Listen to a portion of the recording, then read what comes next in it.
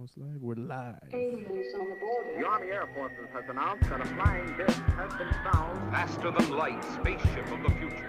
By direction of the President of the United States, stay in your home. It is human or inhuman, earthly or unearthly. Born in that swirling inferno of radioactive dust, there is no word to describe them. We may be witnesses to a biblical prophecy come true. Why is it that we usually ignore the fourth dimension? Is this the human race of the future?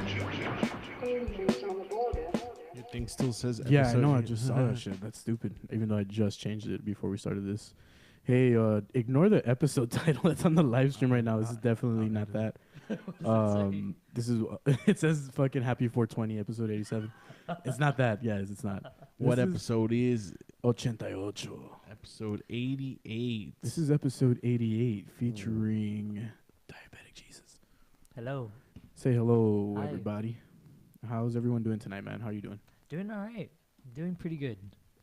I couldn't find this place. It's kind of hidden. Yeah, it's kind of hidden.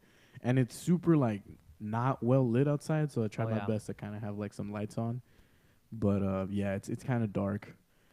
And I had a hard time finding this place, but it was fun getting lost. It's not super hard once you kind of, like, okay, this is where that is. Yeah. You're Gucci. But anyways, welcome, everybody, to... We're going to have a series of podcasts this week, and it's finally... just popping off the way we wanted to.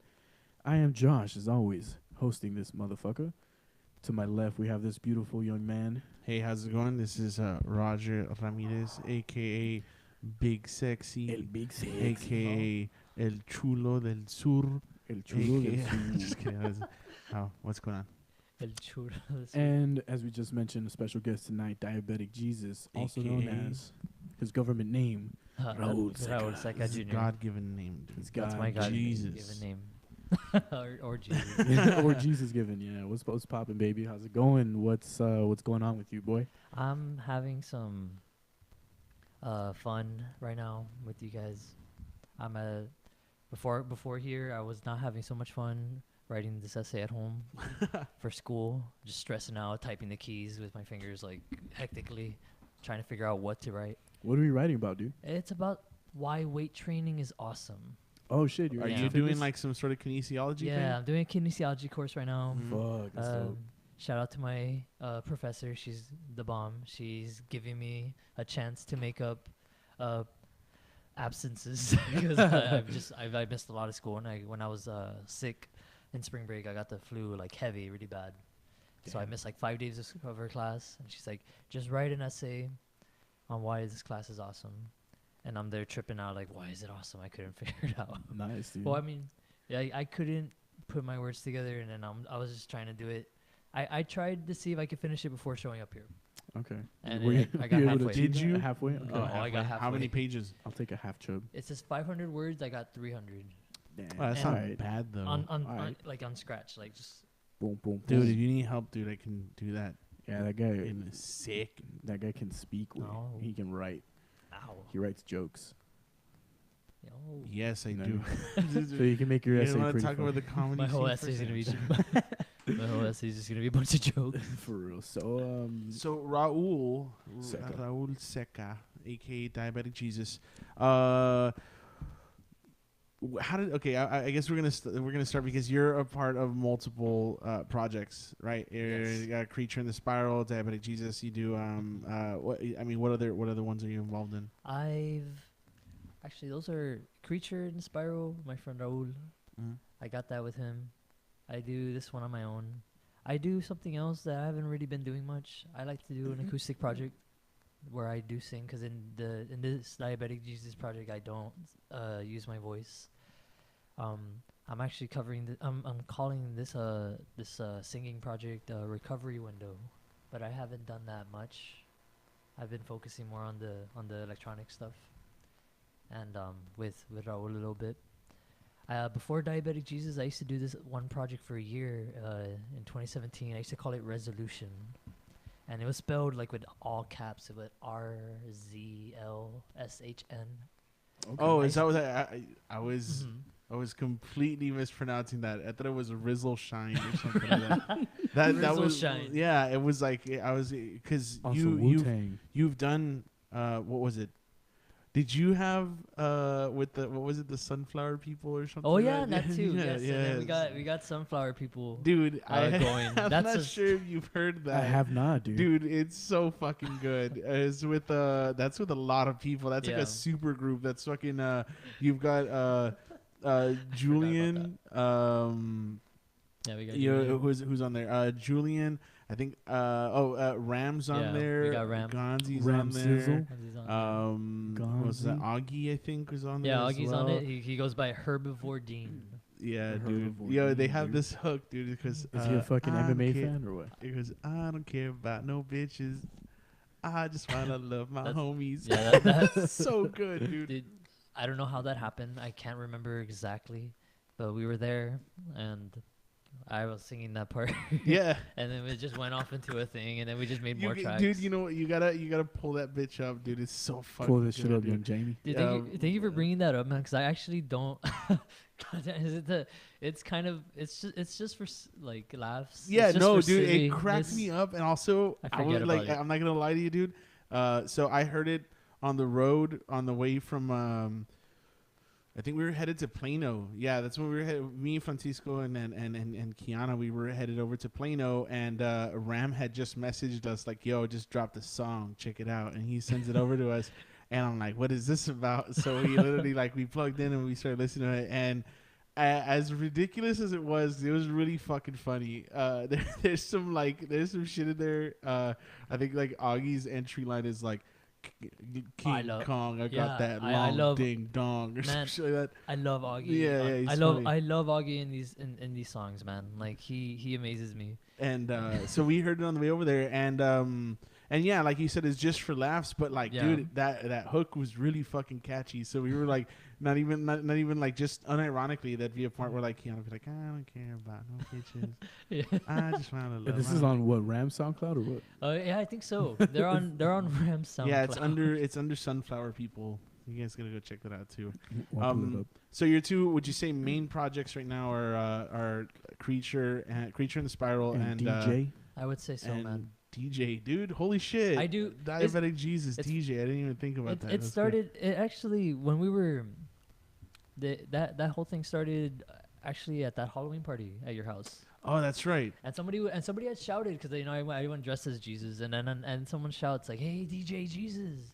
And then I don't know. I you said it. You said Diabetic Jesus. I'm like, nah, that's when it came to me. And I thought it was fucking genius, so I just ran with it, and we just started like calling you Diabetic Jesus that whole time. And then I think it was who was it? Because he was dressed up like he had. Yeah. I've seen the pictures. I've seen the pictures. And Lore, Aaron from Lore. I remember he was the first one. I think he posted up like the on Instagram like the videos of Innocent Android and Lore, and then you like at the very beginning, and then he put like shout out to Raul, aka Diabetic Jesus, and I think that was kind of like the genesis or like the solidifying it. That was the first. That was the first time I ever played a show under that. Before Damn, I was at my place, at my party, and it was at your house. Legendary, day. That was I wasn't there. Dude, that was a hella cool time, man. It was. I've been, and you know what? I've been saying this for a while that I want to do another one. Bitches on the board. But dude, I'm hoping so. But the thing is, dude, that it's just that front area gets so fucking hot, dude. Yeah, it got super hot when it was fall and it was kind of chilly. You know, like it was cool, or whatever. But like you can imagine now, like in fucking the dead of summer, like fuck Let's just dude. get a couple of blow up pools, throw them in there. You know, it's funny because we were thinking water. about that, but like we were thinking that, and we were also thinking about getting those like big ass industrial fans, and just like setting one up there or whatever. We were also thinking about because I don't know, I wanted to make it happen. We were also thinking about telling my my landlord, you know, there's that area that's covered by like wood or whatever. We were thinking about telling him to make it like a roll up like garage. That would be fucking so dope. we would open it up or whatever and have like the air and stuff. But some air influx. Yeah, it was fun as shit, man. So so cool. That was about it. But you already had the music. Yeah, I was working. I actually worked on that music that night. Oh, really? Did you? Yes. Were you say you'd improvised it, or was it like? No, I was at home before the party. Just I wanted to do a set, like a brand new set. I'm like, I don't want to bring in a project that I've done before. I don't want to take resolution to the project. Something fresh. Yeah. For the people.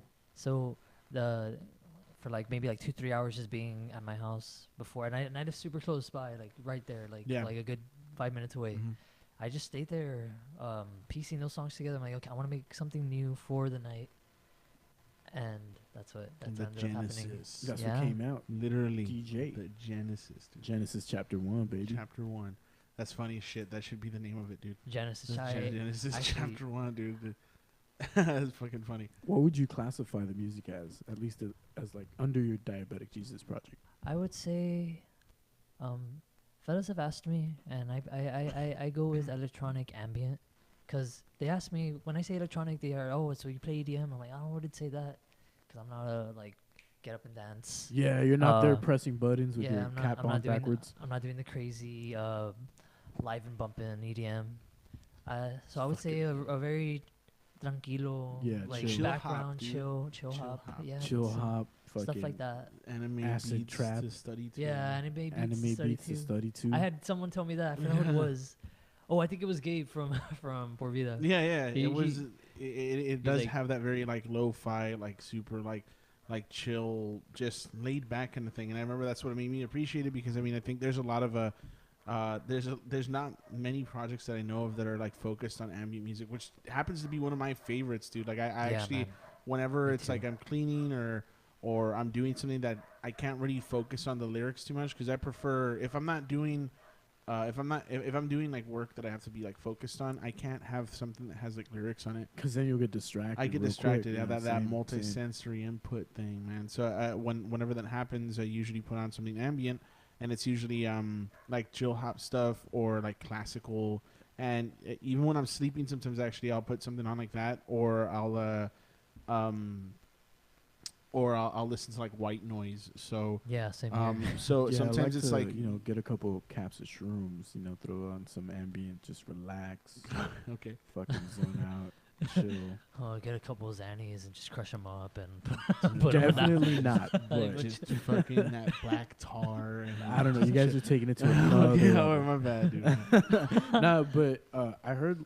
Are you like uploading anything else onto YouTube? Like I know most of your shit is on Bandcamp, right? Yes, I'm starting to. I just recently, this past week or two, I wanted to make a place for the music, so I made a Bandcamp, and then I work on videos for this project and for a lot of things, and I wanted to make a YouTube channel. Innocent, right? And yeah, I shot a video for them. Yeah. I used to play with them. Okay. Yeah. That's where I want to say. That's where I met you. I think through them that you would play with them. Raul's a really good friend of mine, man, and I used to play with them back a couple years ago. Okay, word. And we just we're pals, and what's it called? We work on music and a lot of things together. And like your video production, is that something that I don't know, it's kind of like second nature to you after the music, or are you into it? I was maybe 10 I was about 11 years old when I kind of started toying around with like a camcorder. It was shortly after I had gotten sick, because Diabetic Jesus, because I am a diabetic. Oh shit, okay. And I've had it already for years, man, and I've had it for 15 years. And shortly after I got sick, when I was a kid, I would toy around with a camcorder, and I would make like home movies, just like random videos with my cousins or with friends, and I kept that going like all throughout the middle school, high school, and I would do school projects for friends, students for classes, and I would do my own little thing, and I would just make a bunch of random shit, man. Like just tons and tons of random ideas. Nonstop. And after high school, I started trying to see if I could do it for commercially, or like for professionally, for like cash and stuff. Get paid for that shit. Yeah, man. I would do that for a good while, and then for a good couple years that was going pretty okay. It was like a little freelance job, and I kept the mentality of trying to separate that from enjoying being creative, because I eventually kind of saw that there was a clash between doing it for paying gigs, and doing it for because I like as a kid, like with the mentality of that I had as a kid making videos, man, and I've kept that for a good while it did clash for a bit. I mean, I was 18 or 19. I didn't know how to see things one way or from the other too well. Yeah. Okay. But today now, I enjoy making videos for. Now, did you shot and like edited the whole intro for? Yes, for I made this video back in December. For who? It's my. Okay, so if you guys don't know what we're gonna start talking about, this is actually something that I did want to like focus on. If you go and you have an Instagram for Diabetic Jesus now, yes, right? I actually very much. It's very inactive. It's there. I use it to tag the project. It's very very new. There's like nothing in it, but you have the intro video on it, right? I have it on the YouTube. Yeah, but I don't have it on the Instagram, which is true. You should link it up on the website or something that way. Oh wait, I do have it there. That's so true. So Raul has an intro to Diabetic Jesus that I thought was so fucking genius, because it just like the way it plays out was so fucking cool. And I think what is it, like a minute and a half? Yes, it's a minute. It's a minute and some seconds. The thing with that video was back in December, I wanted to see if I can shoot a real quick story.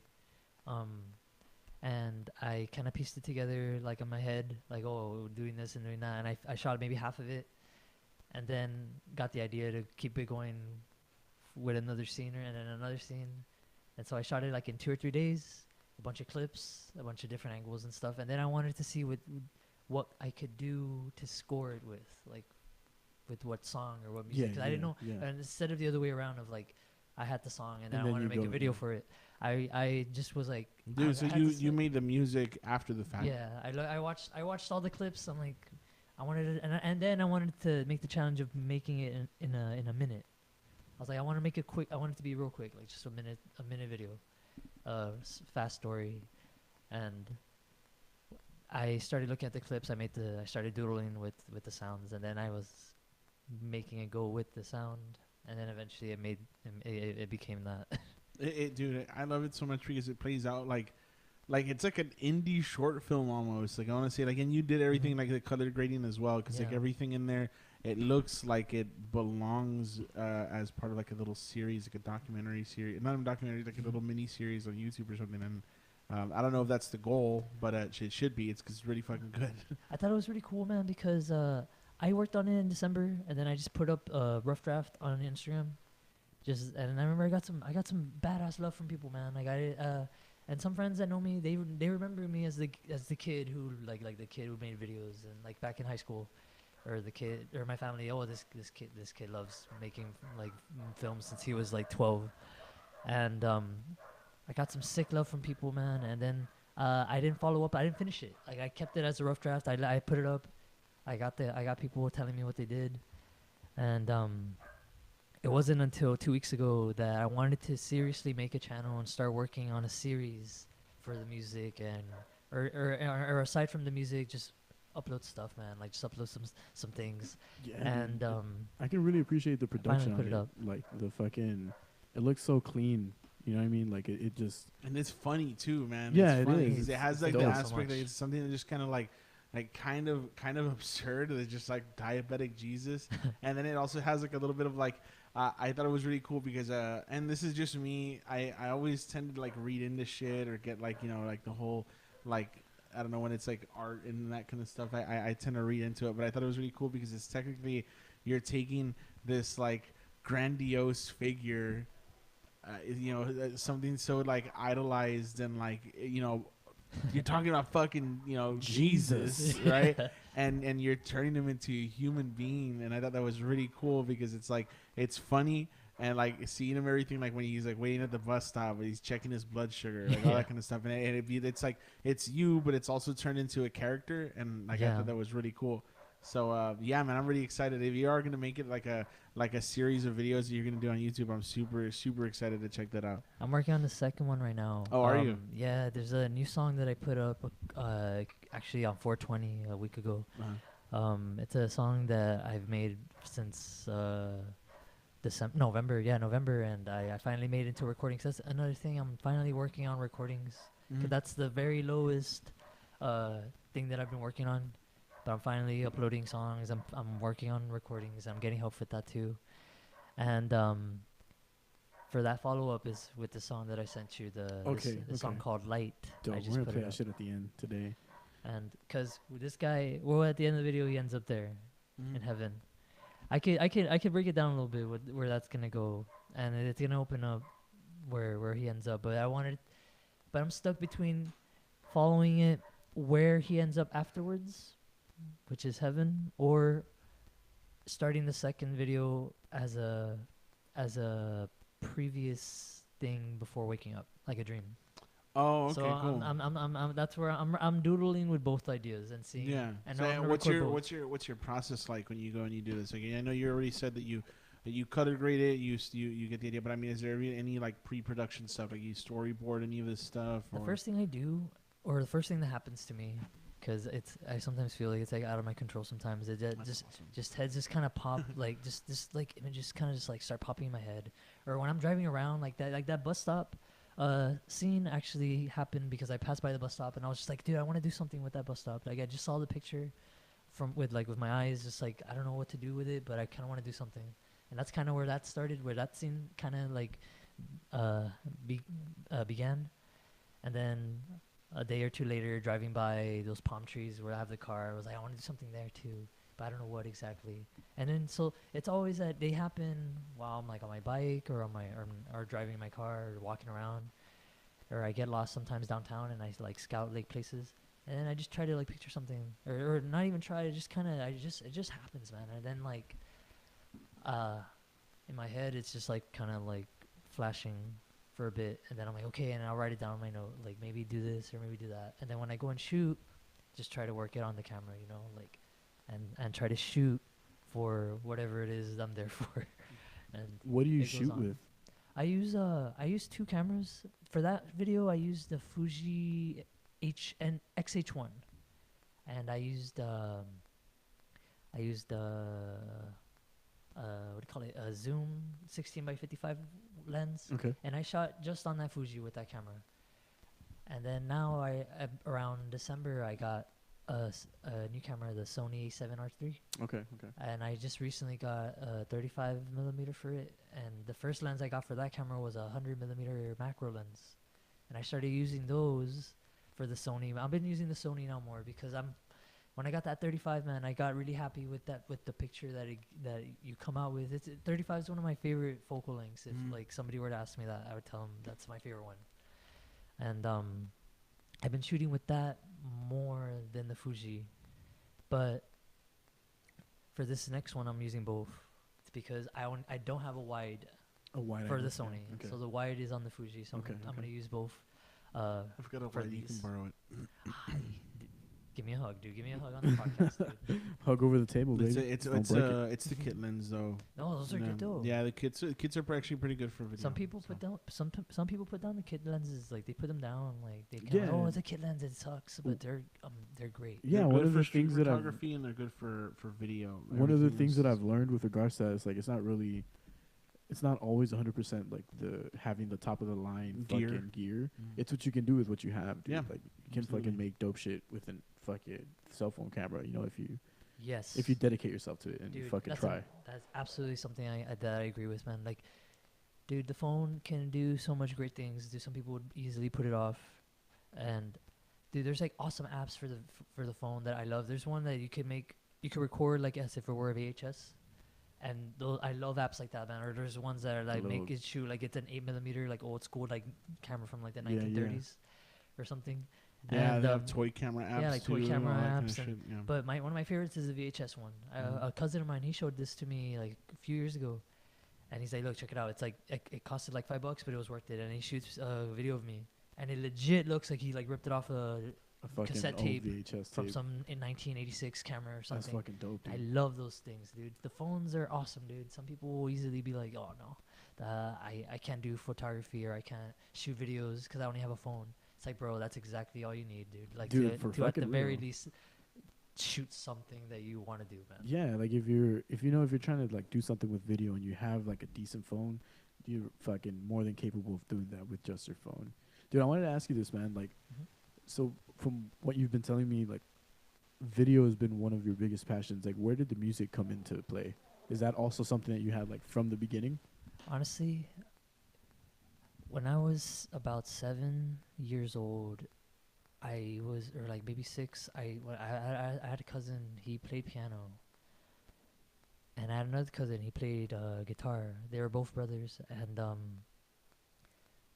shit, man. I would stare at that like at a gaze, man. I used to be like fascinated by like what they were doing on it. Like I remember my cousin used to play acoustic. He used to play like Jingle Bells or something, and I'm like, how do you? I mean, I knew that song. How do you do that, man? Like, you know, I would trip out. And another friend, he had piano in his house, and he would just play it, and he'd just play all these pieces. And I would I'd stare at these things, man, and I would stare at them like a kid. I wouldn't know what I was even doing. Like, and then when I stepped up to it, I would just like, you know, man, I was just a kid pressing buttons, like legit, just like playing like notes like mindlessly, and that's what I really loved to do, like not knowing what I was doing, but enjoying what I was listening to. Yeah, like searching for that feeling from the fucking man. sounds. And I didn't get into guitar till probably, because the piano was my first instrument. Like, I got into that when I was 8. I went into some lessons, which I have zero knowledge. Like, I took nothing from that to this day. Like, I don't know how to read music. Yeah. I don't know how to do any of that. But I did go to piano classes for a year, and I had like a recital and everything. But I don't. I take that for like my first memory of loving piano. And then guitar came in like around 12, maybe 13 is when I started doodling with an acoustic and an electric guitar. But I stayed with acoustic for my whole life until about I was probably 20 or 21 when I touched an electric seriously, like where I wanted to play an electric guitar. And I had a hard time with it at first, man, because acoustic's my favorite guitar. Like, that's my favorite thing. And friends who know me, they know that I like to play it percussively. Like, that's how I lose myself with it. Like, I like playing what I do and piecing together music and piecing together songs with ideas and stuff. And I like to be my own drummer to it. And I sing, and I used to go to places like big rooms that you could like echo, you know. Yeah, I used to like get that lost in has those kind of reverb rooms. and shit. Yeah, like stairs or you go to the park, you know, those tunnels, like the Yeah, sewer yeah, tunnels yeah, with the yeah. water passes through. When it rains, I go to those, and I would just like do that with the acoustic. And I spend all night there. I spend all night at like school with those like staircase rooms, and just play with those big echoey rooms. And music, it became a thing for me around the time around when I started listening to my cousin play piano. And I would I loved video games, like when I was a little kid, like tons, like, and Donkey Kong Country, that game was Fuck yeah. is one of the games that sucked me in completely into what like my earliest memory of enjoying what I was listening to. Like, I'm just there playing the game in a little Game Boy, and I'm just like there playing it, and then I'm hearing the song while I'm like I'm playing this level, and I would just remember like being like 6 years old, and I'm just like, dude, like I love this song, like, you know, like Super I love this captivated song by, so like, much. the fucking 8-bit music and shit. Yeah, man, I would just press pause, or I would just listen to it, like, or I would go I would go to sleep to it sometimes. As I wake up, the Game Boy's dead. The game that first like got me to really appreciate the soundtracks to them was Legend of Zelda, like all of them. Yeah. The first one I played was Link to the Past, and that I remember just like hearing the little like I fucking love that shit, dude. Dude, Nintendo And then has it just so like, beautiful music. and yeah, dude. And then Ocarina of Time, a lot of people have always said that, oh, you only appreciate Ocarina of Time because you view it through like nostalgia, but if you actually play it, you'll realize it's not that good of a game. I've heard of that too. It's bullshit, dude. Every time I play it, it still feels the same. I still feel like as much in awe as it was when I was a kid. So, yeah, man, that's cool. That's really cool that you draw inspiration from that, because I mean, I do feel like that kind of shaped a lot of like how I would interact with things as a kid, man. It's weird. Like I kind of ride that wave now still, and I still really fucking dig. I was thinking the other day about like, so I'm right now I'm like kind of like in between jobs, because my current, or not my current job, my last job with Sony, it ended, and my next one, I'm working with a local nonprofit. It doesn't start until like a month from now. And I was like, shit, you know what? I'm going to sell my 3DS because I need like some extra cash and stuff. And then I started playing like Pokemon and like Legend of Zelda and like all the games that I have for it. And I was like, never mind. You can't do it. You can't do it, man. I've been in that boat too. I'm like, should I sell my DS? And I start playing a game. I'm like, dude, I can't part ways with that thing, man. Dude, it's because I mean it with my heart, man. It's my earliest memory falling in love with sound or like music. Like completely Donkey Kong Country 2 and Pokemon, like Pokemon especially, dude. Like I love the Lavender Town music, the creepy music. Yeah, I think for me it was fucking Yoshi's Story, dude. I love that music. Like I remember all of the like crazy fan theories that shit spawned or whatever, like how you run into Gary there, or not Gary, but yeah, whatever you fucking name him, I think is like Gray or whatever. You run into him there because he's burying one of the Pokemon that you killed on the ship, on the boat or whatever. Like, dude, I'm not sure. Did you ever play that? Did you ever play like classic Pokemon? I did, dude. Like I had fucking yellow, red, blue, gold, and silver, and then I stopped playing after that. Really? I was like that emulators, too, dog. That's the cool thing about Androids, is that you can download emulators and you can play them.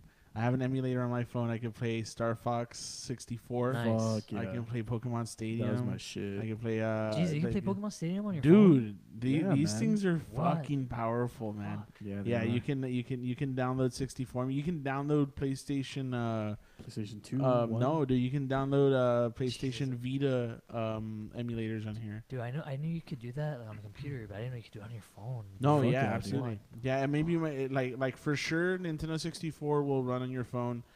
Same thing with the Game Boys and Game Boy Colors and shit like that.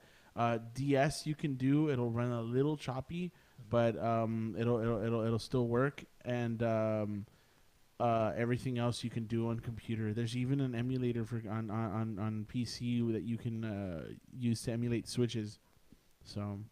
Wait, yeah. what? Yeah, dude, even the Switch games? You can emulate. It's because the thing is that, dude, that's powerful generally stuff. speaking, Nintendo machines, like Nintendo consoles, are kind of low power. So, and I mean that goes to say for like PlayStation and Xbox consoles too.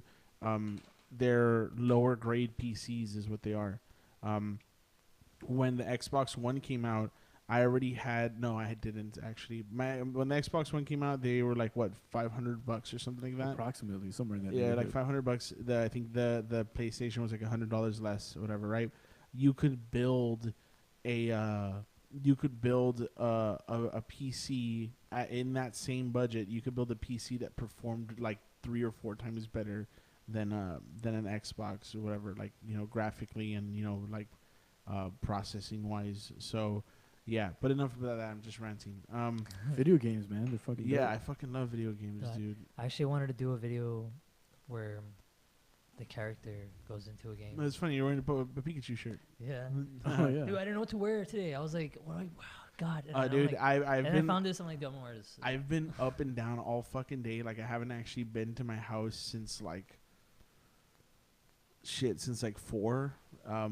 And actually, same here, dude. I got like around 5 or 6. Yeah, so like I literally showed up, played a couple games of Apex Legends, and then after that I left and I started doing a bunch of other errands that I needed to do.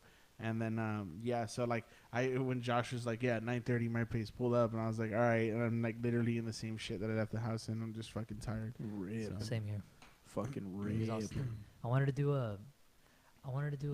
had an idea that I wanted to do where the character ends up in a video game, and I was stuck between trying to find a way, even though I have no skill in it whatsoever, to animate it.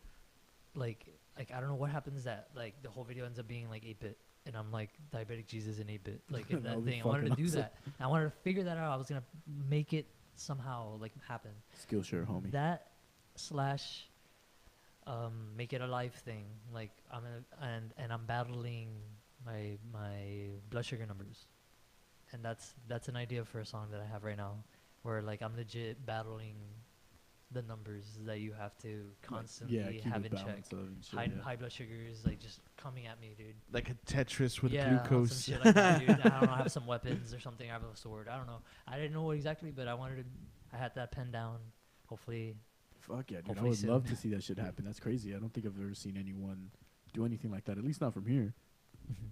And like the thing is, it's funny is that like we had a bunch of ideas that we wanted to do for a promo video that we wanted to do for our shirts, still on sale. Yeah, still on sale. Aliensontheborder.com. Anyway, so but yeah, dude, I never actually like. It's so weird. It's so this is all right. Let's circle back a little bit to what you were saying a little while ago.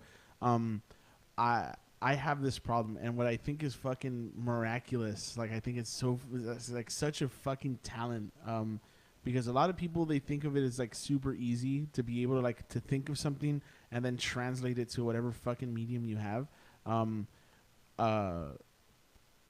I see it like an artist. It's what I thought at first, like when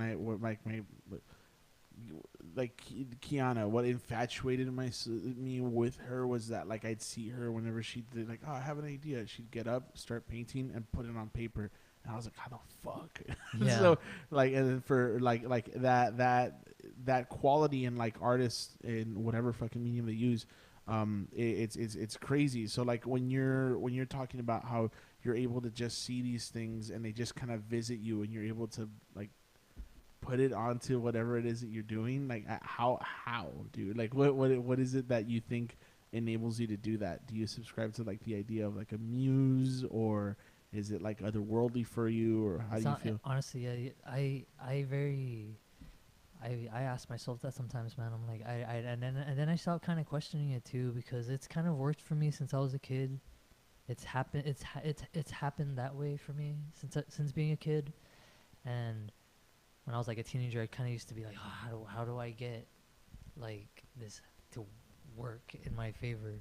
And what I end up doing is I just kind of trust it, like, because it always comes and goes for me. And when it happens, I trust it, and I try to listen to it. Like I'm just like listening to it, and some shitty ideas will come all the time, and then I'm like listening to those shitty ideas.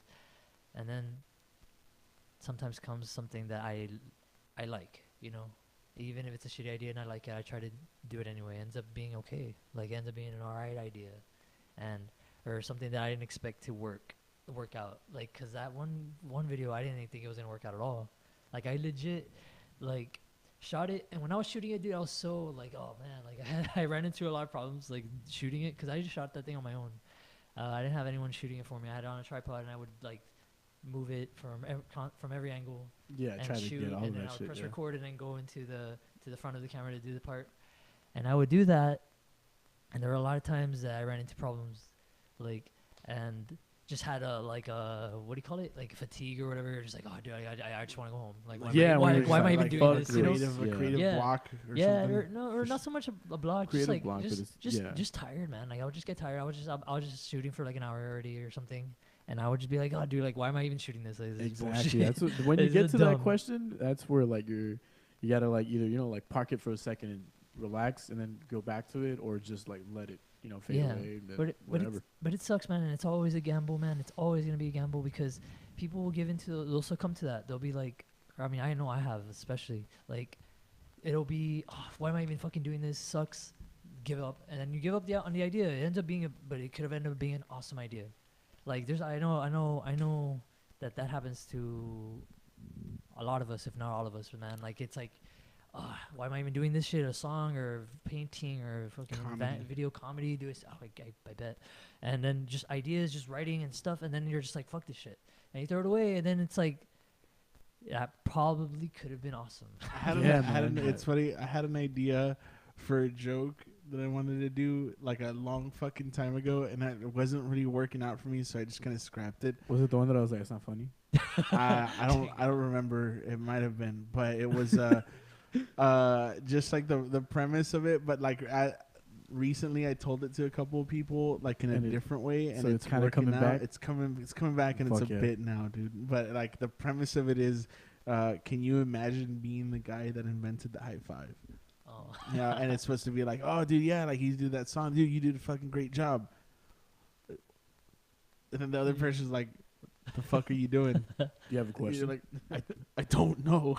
It's like that's kind of like the premise of it. And but like I told it to a couple people and it just kind of came back. But it's because the thing is like I doubt myself a lot too, man. So it's just a little weird to I don't know. I personally don't think I have any sort of like creativity, and then people always remind me like, dude, you're pretty fucking good at comedy, and I'm like, yeah, I am. No, I'm just kidding. I'm like, no, well, like I don't consider that like much. It's because it's more of like I already have these absurd thoughts of like, like I think of something, I think about it in a ridiculous manner, and then it just like it kind of just pops up, and then I just turn it into a joke because it's just something that happens in my head. So I don't think there's like much in the translation there. So, but that's why I'm always really like. I'm always very fascinated with like the way people are able to translate that. Like, and I say translate because it's like translate from thought to an actual tangible, material thing. Yeah. Mm-hmm. And same here, man. And I always think it's like how people talk about it like so carelessly, like it's nothing. There are times where I'll see people and they'll say like, yeah, man, like, I'm super into it and whatever, right? And it just works for me. And then it's just like shitty art. Like, no offense to anybody, but like I've seen like you see like shitty art. You're like, fuck. And you're like, all right, dude, if that works for you. And then there's other people who are like, I think the people who excel at what they do the most have an understanding about how it works for them, but also choose not to question it as much. Just like you said, you kind of just stopped questioning it. Yeah. And I think that's pretty cool because I think that's kind of like, you need to stop questioning it or it's going to drive you mad. And a lot of the things that we've like mentioned before when we've talked about this topic in particular, on different episodes, we've mentioned like, yeah, like people will, like what Tom Waits is the one that I always reference. He'll say that an idea will pop into his head, and then he'll just kind of like, if he's driving somewhere and he realizes that it's in his head and he doesn't have any way to like write it down or materialize it, he just tells it to fuck off and to visit him later, because if not, it drives him insane. It drives him mad. That happens to me too. Like sometimes I'm like just so fixated on an idea that I'm on it. Like it's actually that song I sent you. I actually worked on that all day, like that day, like, but not in a way that I want to make it perfect. Like just on a just I chose to just be on it, and then eventually. I remember I woke up like at 12 or 1 p.m. and then eventually it was like 8 p.m. outside. I'm just like, Jesus, man, I've been here all day. And then I listened to it. I stepped out of the house finally, and everything I worked on for like 7 hours was like it was bullshit. And like I had to go back that same night to fix a few things, but it wasn't bad. It was good that you went where it did, and then it's good to like. Yeah, I did my whole night. Like, I lived the whole night not touching that song at all. And then went back to it a whole different, like, look at it, and then got to finish it. Yeah. And a lot of artists say that, too.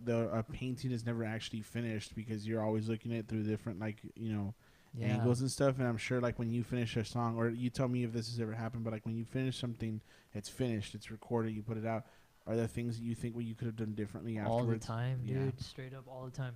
Like, and I don't take it in a bad way anymore. Because sometimes I'm just like, oh, dude, no, and I already put it out. No, it's not. I don't even think about it like that.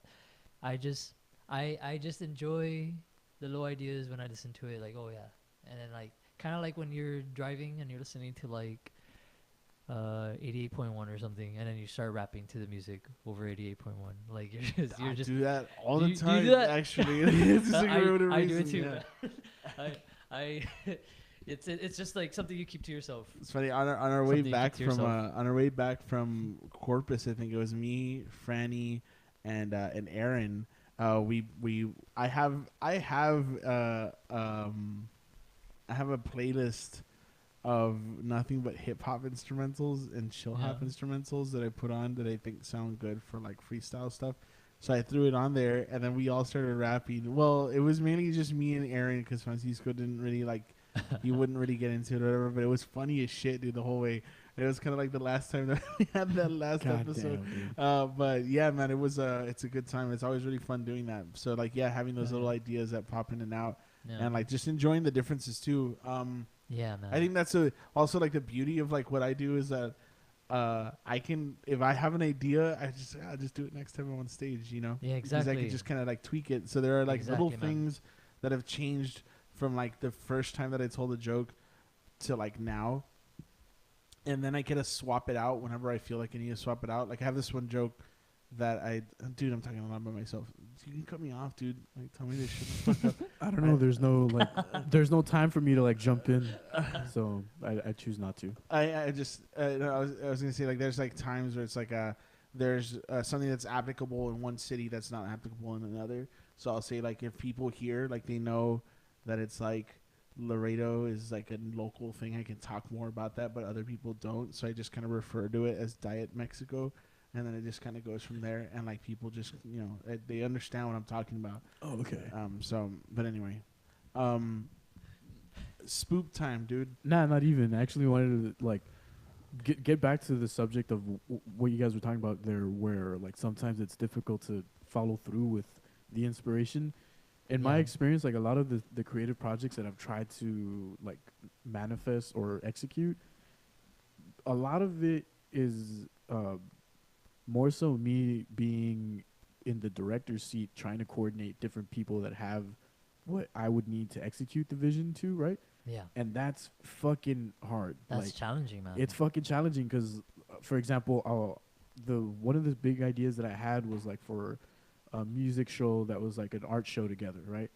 And I was able to bring a lot of the artists that I wanted to work with together, but when it came down to like executing the vision, a lot of them, in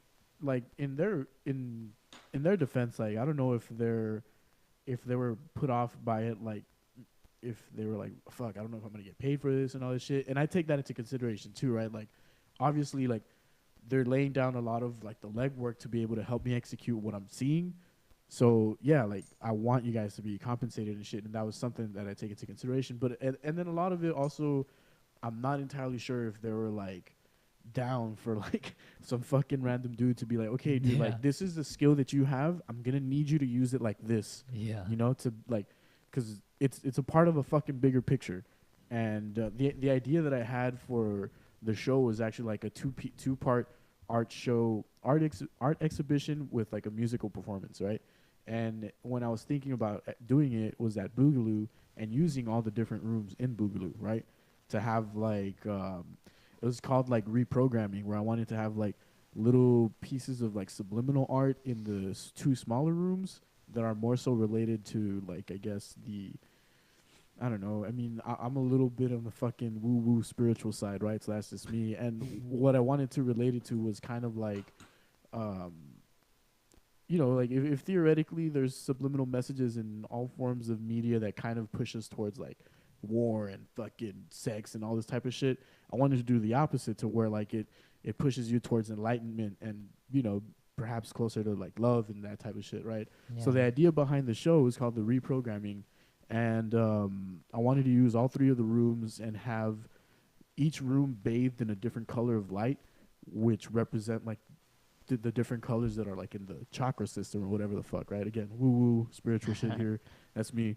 But anyways, and like so in that first room, when you walk up directly to your fucking right, that very first room, I wanted to keep that room kind of like orange, red, yellow, right? Because like the three lower chakras that are deal with like sex, power, fucking survival, and I wanted to have more like guttural type or like raw type of art up on the walls with those lights like bathing that room that color. And then the smaller room, I wanted to have that bathed in like blue and purple and maybe like a little bit of white to represent like the higher states of consciousness, right? Like your fucking third eye, your crown chakra, and like your I forgot your throat chakra, I guess, right? And they kind of represent like your connection to the knowledge or whatever of the universe, right? And in there, I wanted to have just more so things that were a little bit more ethereal, I guess, like maybe someone to display their art that was a little bit more related to just,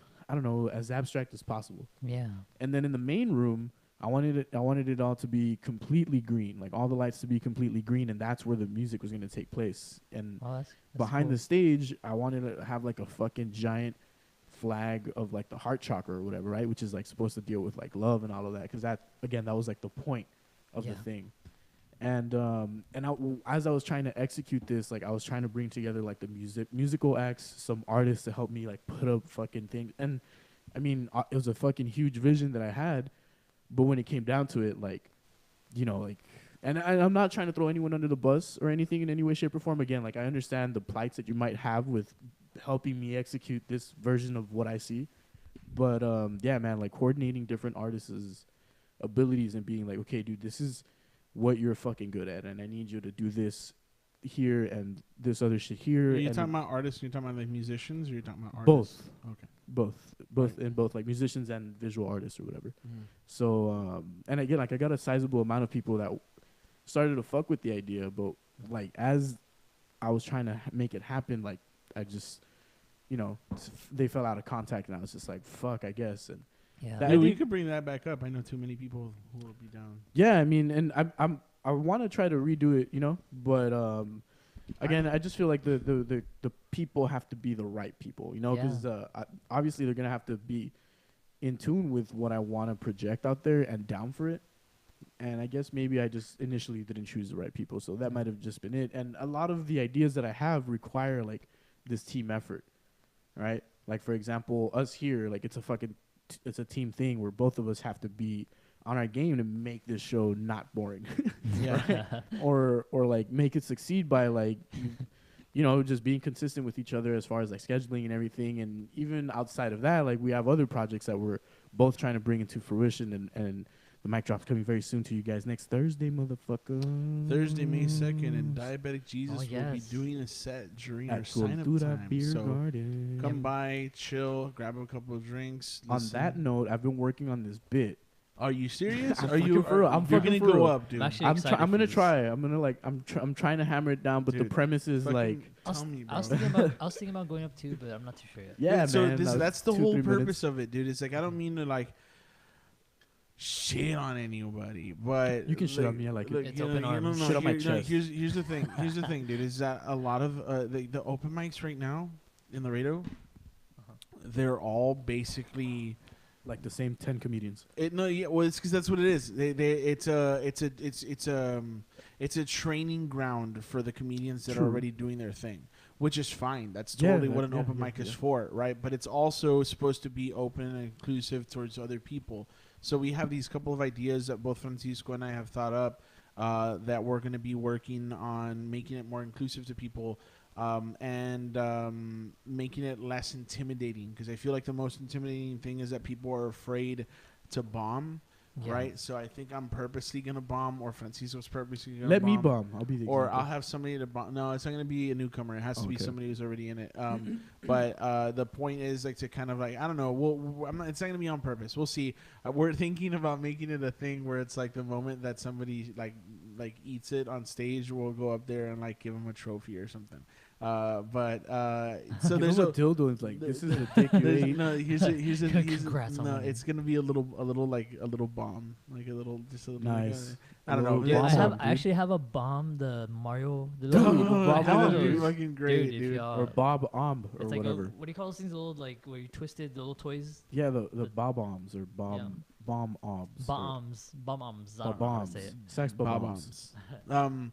Yeah, so those yeah, dude, so that's the whole point. Make it more inclusive, make it less intimidating, and open up the comedy scene to a lot of other people who I think are like very funny. I've met some people that are funnier than current comedians, and I think they need to get up on stage and tell the things that they say, because sometimes it's really fucking ridiculous that they say these things, and like I don't think it's very fair that I'm like going like out of town and getting booked for shows and stuff like that when I think there are a lot of other people who are way funnier than I am. So I just want to give them, like, you know, I want to give people, if they ever wanted to either do it as a hobby or as like be serious about it, where they wanted to say like, you know what, there's a stage here now, I can try it out and see how it goes.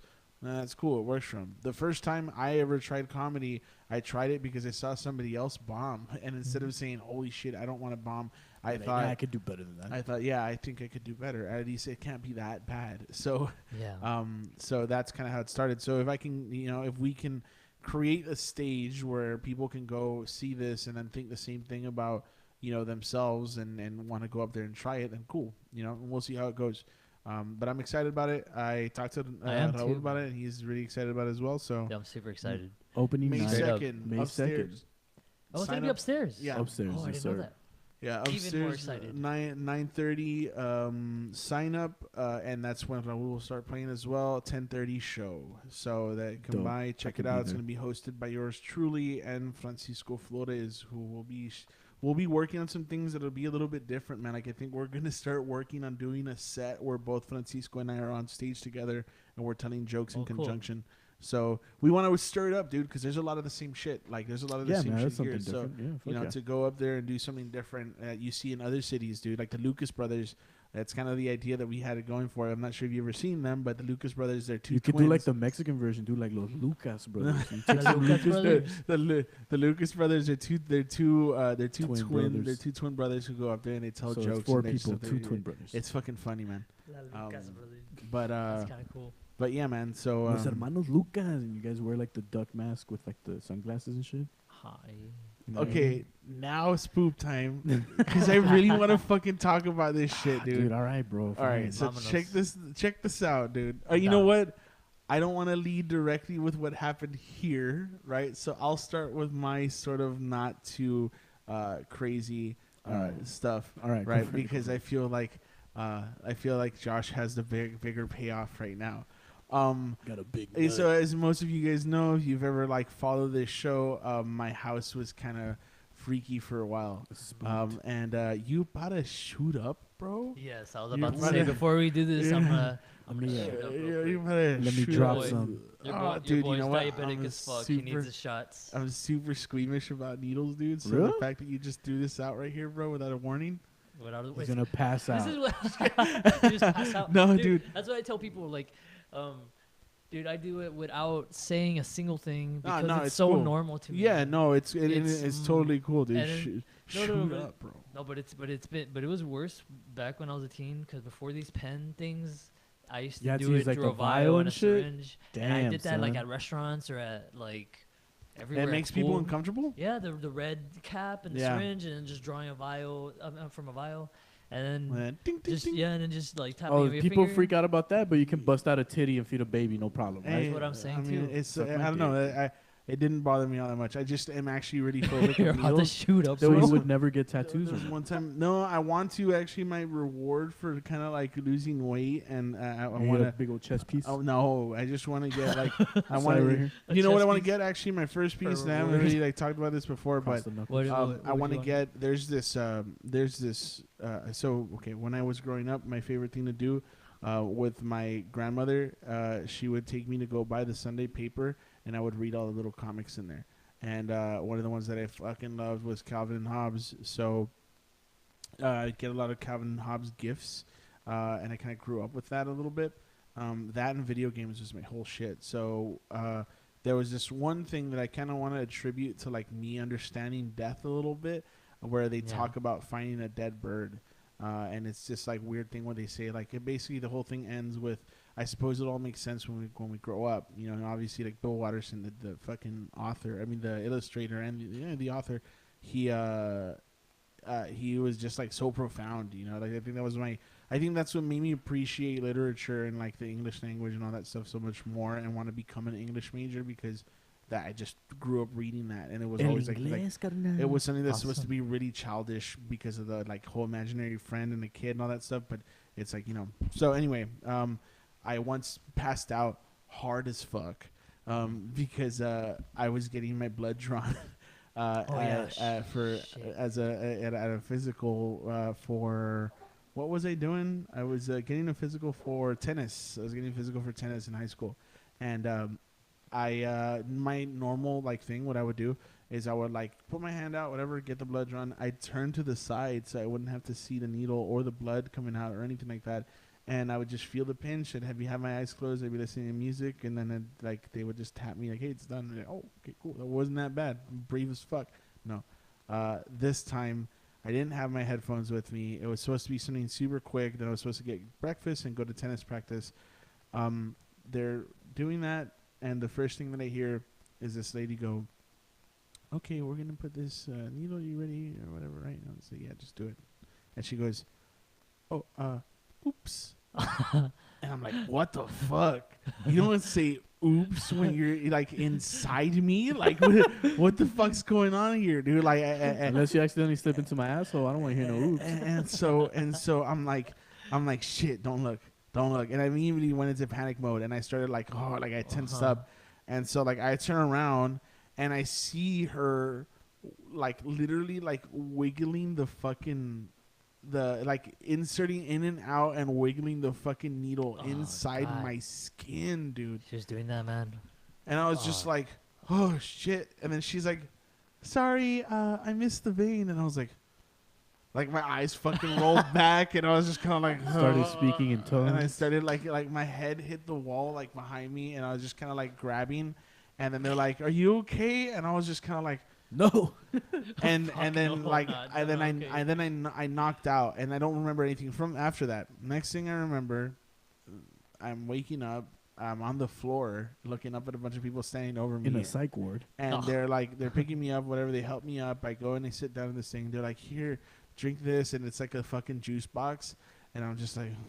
And then they're like pouring it in my mouth, and it's dripping, and I'm just kind of like, and I hate the feeling of passing out. Sucks balls. I'm not sure if you guys ever passed out before, Never. But it's basically like everything feels muffled. Like if you cover your fucking ears, everything feels muffled, and then you see like little dots of colors, and your face is numb.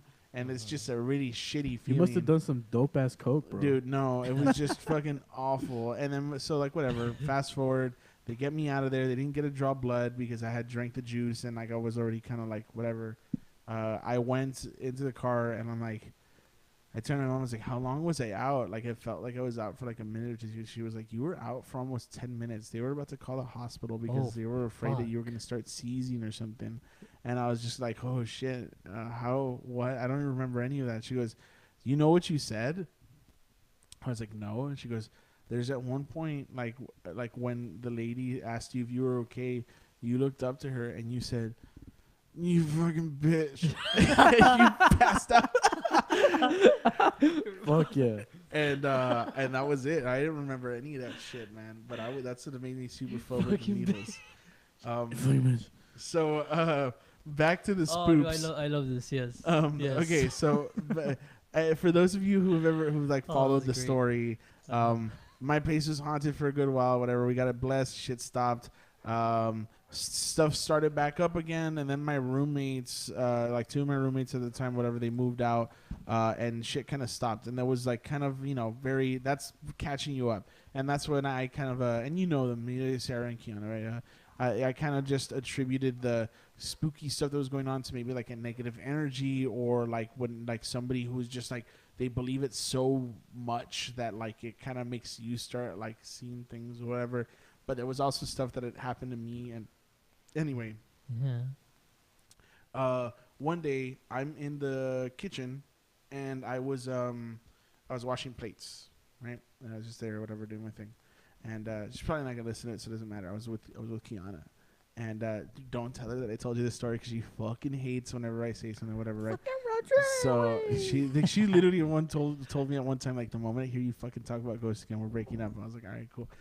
I'll shut up then. Ignore the fact that I'm bringing them with me, but don't talk about them. So so there was one point where we had just gotten home from out of town. I think I just got back from Plano. I don't remember. I got back late as fuck. It was like 3 a.m. or something like that, and we were like washing some dishes that we had left and all that stuff, whatever. And when we were there, it was like 3 a.m, 3:30 ish. And I was washing dishes. I only have like 2 roommates, the last one who lives upstairs. and Sam, who lives in downstairs. You've been to my place, so you know. I was washing dishes, and I just hear like from behind us in the living room, "Hey guys." And I was like, "Oh, hey, what's up, dude?" And then I turn around, and there's nobody standing there. What the fuck? And I was kind of like, and I was like, "Sam, Alessa?" Like I didn't recognize the voice either, so it was just kind of like, I was like, "Sam, Alessa?" Like nobody. And I'm like, "What the fuck?"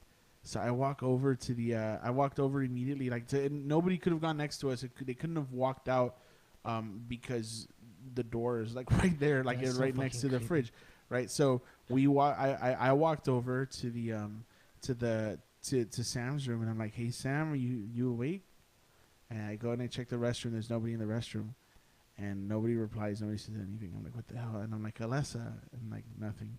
And if Alessa had come downstairs and said hi or whatever, you would have heard her climbing the stairs because it's like right there. Yeah. Nothing.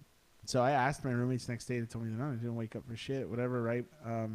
And I told Kiana, I was like, "Dude, I don't know what that was, but you heard it too." And she goes, "What do you mean? Maybe it was like someone's TV that they had turned it off or something." And I'm like, "Dude, you literally heard it come from the fucking living room. Like, what are you talking about?" No, this and that, whatever, right? So it stays that way, and then that was that. So then the other day, and I caught this on video, but I mean, obviously I can't pull it up here, but there was a little incident where I was chilling in my living room. I got a new couch, so it's like super chill, and I like to go there and hang out with my dog or whatever, and I'll just be like browsing my phone or watching something on TV, and I hear this very rhythmic knocking, just wait a couple, and I was just like, "What the fuck? Where's that coming from?"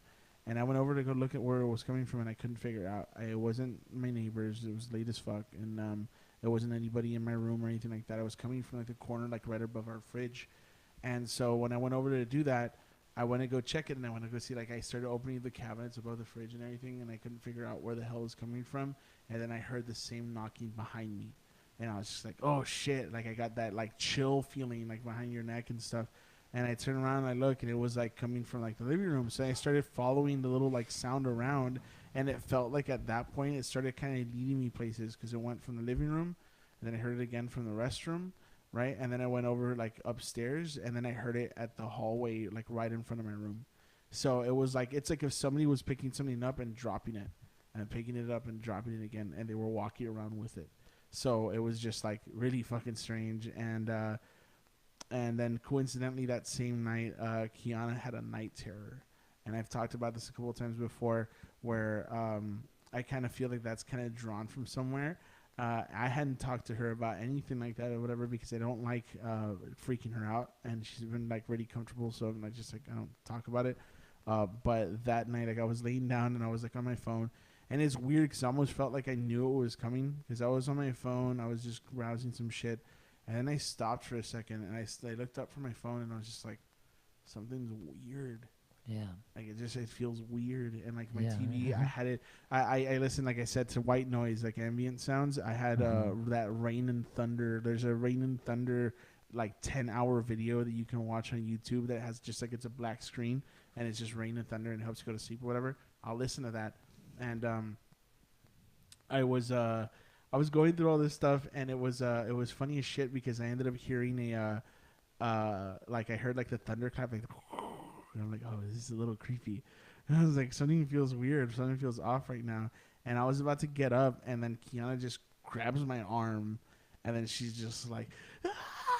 And I was just like, "Oh fuck, dude!" Like, like, Dude, yeah. like, Wake up, dude. And I was just Fuck like, that, I was dude. like, "Hey, you're having a bad dream, like, like chill out." And she's just like, she just like wakes up, and I was like, "What were you dreaming about?" And she won't tell me right away. She won't tell me until the next day. Next day she wakes up, and I ask her, like, "What was it you were dreaming about?" And she goes, "Nothing. I just felt like something was trying to like rip my soul out." And I was like, Jesus. "What? Like, Dude, what do you mean?" how? She's like, "I had a dream that I was like walking through a hallway, and like I was walking like down like the hallway of like work or something, or I don't know where I was, but I was walking somewhere to like a restroom or something, and something just stopped me and tried pulling like my soul out of me." And I was like, fucking go to sleep. She was probably like in the astral realm, baby. That's probably what that was. Fuck that, dude. All right, so let's take this shit to the next level, dude. Fuck that, dude. I'm sorry, but it's fucking crazy, right? I can't. All right, dude. Let me top that. You ready? Yeah, go for it. All right. So only one weird thing has happened in this house. My girlfriend and I recently moved in like the beginning of this month, and I'll tell you the first thing that happened, and then I'll jump to what happened this past weekend.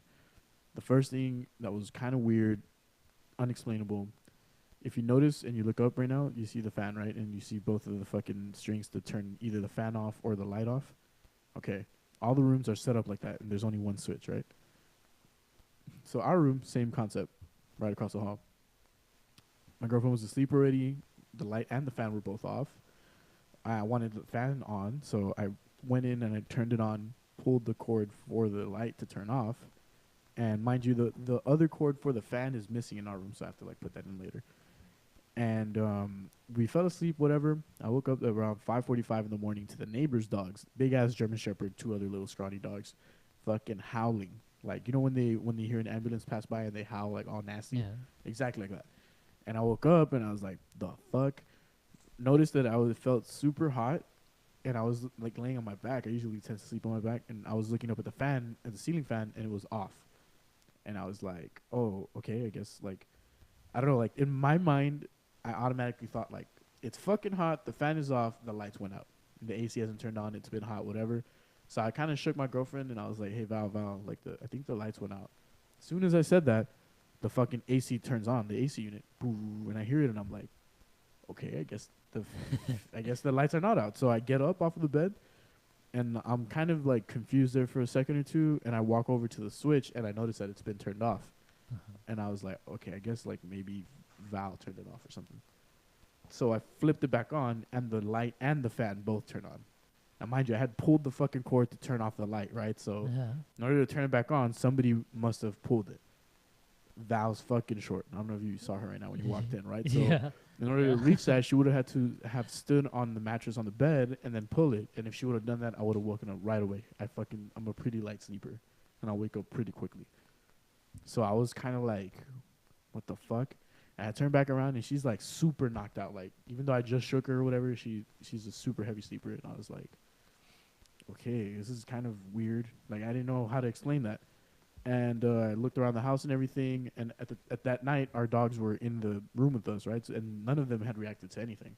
Like, I didn't hear them, like, move or freak out or anything. The only thing I heard was the dogs from the outside. So I walked around the house. All the doors are locked. There's, like, obviously no one else here. And I'm like, I don't know. I'm pretty confounded, dude. I'm just like, what the fuck? I can't explain this shit. All right, whatever.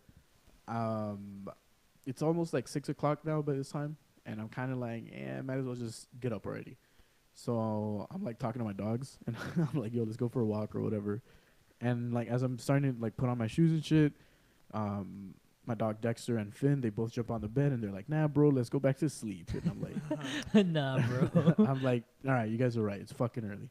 So I'm falling asleep, and now my girlfriend's work schedule, she works, at the time she still does, but that time she was going in way earlier than I was, like around 9 in the morning. So she would start getting ready like 7:30, right?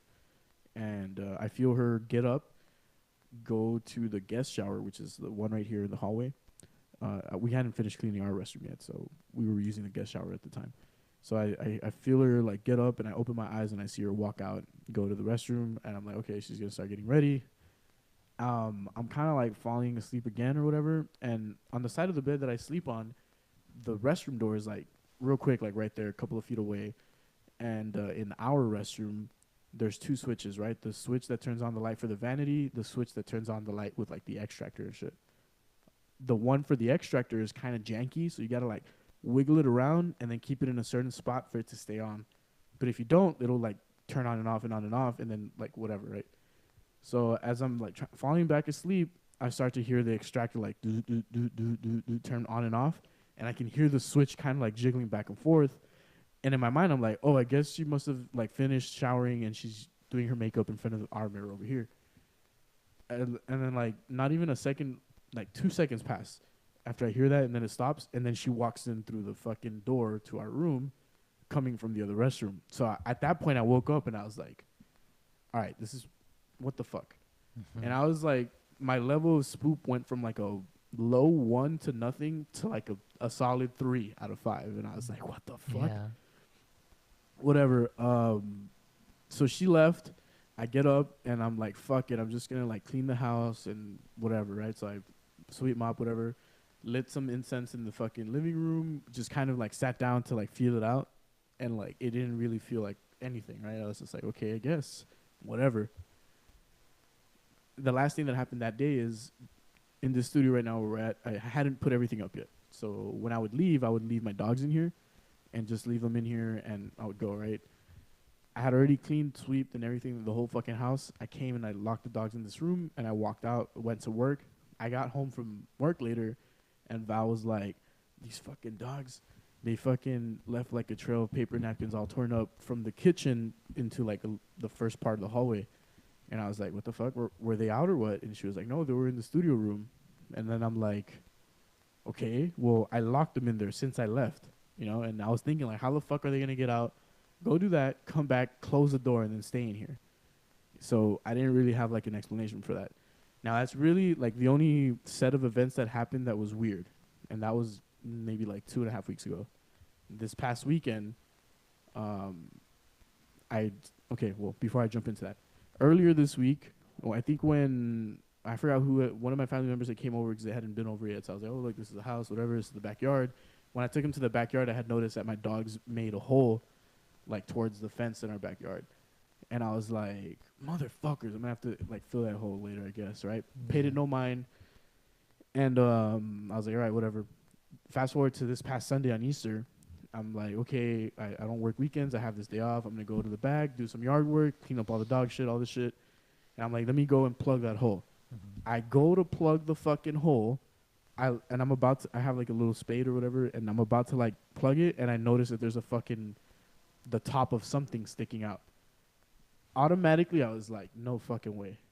This is, just me being a superstitious dude and like, I don't know, just generally like open-minded. My first instinct was like, I'm about to pull out some crazy shit out of this hole. Little did I know how fucking right I was, dude. I like dug out a bit, took out a big jar. In this jar, there was like a piece of clothing, a picture, a bunch of crazy shit in there. It had been, I guess, in there for so long that it even had groundwater in it. And I was like, all right, I guess. Yeah. I guess I'm fucking finding this. So I set it down, and I'm like, I guess I got to keep digging. Let me see what the fuck else is in here. And so I go again. I find a second jar full of just dirt. And I'm like, my fucking initial instinct was like, this is fucking cemetery dirt. I just thought that automatically, right? Damn, yeah. And I was like, fuck, okay. All right, let's see how fucking deep this rabbit hole goes. And so I keep digging a little bit more, and I pull out 2 smaller, like, fucking baby food jars. In these 2 smaller jars, 2 other pictures that I can't see, but I can see the name of the people on the back of it. And it, like, on one of them, it's, like, still maintained enough to where I can see the person's name that I'm not going to say, like, written over and over and over. And there's other shit in there, too, and also groundwater. So a total of 4 jars from this fucking hole, and I'm like, fuck it. I'm going a little bit further, nothing else. And I was like, not really freaked out or anything, honestly. My first thing would be like, I'm not gonna touch any of this shit. Yeah. My dogs found this. Like, what the fuck? Yeah, no, man. And I mean, I consider myself a pretty strong spiritual person, which is why I trust my dogs. My dog 100%. Yeah, and I'm like, nah, like I'm good. I'm Gucci. You know, I'm protected. Whatever. So like, I got it, and then I started messaging y'all in the chat. Yeah, yo, check this shit out. And I was updating this. Dude. As I was finding these fucking jars, I was sending like into our group chat, like, dude, what the fuck? And then Nichols is homeboy. What's up? Shout out Nichols. Shout out to Pickles. Check out the Open Mic podcast if you haven't checked it out. Nichols starts messaging us, and he's like, yo, make sure that if you touch any of that stuff, you rub with the black with limes or whatever. Yeah, get a green lime, and rub that shit all over your hands on shit. And I was like, okay, that sounds about like more or less what I would do. It was funny as hell. Like he was like, don't forget the limes, man. Like the Yeah, whole time, he yeah. just kept like kind of doing this, and I was freaking the fuck out. I was in bed at the time. I was just like, yo, shit's popping off over at like Josh's house. Yeah, right now. yeah. I kind of wanted to come over, but it was Easter, wasn't it? Yeah, it was Easter Sunday. Oh, this was on Easter. This was on Easter. Christ, oh shit! man. Actually, one small detail I forgot to leave out. So when my grandma passed away a couple years back, she gave me and several of my cousins like this specific rosary or whatever. I would always wear it like under my shirts and shit. It's just like a regular like bead, kind of like stone rosary. Yeah. That morning, I fell asleep with it on, as I have so many other times. When I got up, I somehow accidentally yanked it and it popped. Really? Yeah, and I was like, "Fuck, that sucks." Yeah. And then like an hour later, I found all of this crazy shit, and I was like, "Damn!" And so like, I reached out to one of my cousin's girlfriends because she's kind of versed in this. Nichols knows what's up more or less too. They were like saying like, "Yeah, burn this shit, fucking cleanse your house, all Just that shit." move, dude. Fuck out of here. Like my family is pretty heavy in the religious game, especially like my mom specifically, and my grandma was super religious, right? Like part of like the church that was in the neighborhood when I used to live with my parents and shit, and huge spiritual person, fucking awesome. And well, anyway, so like I guess like my mom kind of inherited the same thing, and as soon as I told her, she was like, "Nah, like I got you, like." Boom, and go over. We're gonna fucking bless the house, holy water, do these prayers, all this shit. We're gonna burn that shit, holy water, all that shit. So my mom and my dad came over. We fucking like did some prayers and shit. We in the same hole that I dug that shit out of, we threw it in there, lit like fire over it to burn it, and I fucking smashed the jars with like a shovel to break it open or whatever, and then all the shit got burned. As it was burning, it fucking smelled weird, dude. Like crazy herbs and shit. Like some shit. So you burnt them. Yeah, some shit smelled familiar, like almost some shit that you would use to cook or whatever, and then it would smell fucking nasty after that. And yeah, we just kept like adding more and more shit, so it felt like it was completely burned. And then we heard just screeching. It was like, dude, for reals, your story gave me chills when you were saying it right now. Like, and I was about to ask you, like, what did like, do you still have those jars? Fuck no. Fuck no, I ain't fucking with Wait, so none of that shit. you were able to burn it to the point where there was nothing left? Yeah, like we incinerated that shit to ashes. even How Thankfully, long was the that? glass too? How long did that take? nah, the glass is probably still there. But like all the shit that was inside, it took forever, dude. Like that fire kept going for like I ended up still cleaning my backyard and shit. Solid like 3 or 4 hours, just continuously feeding it to have it burn. There's photos of people in there.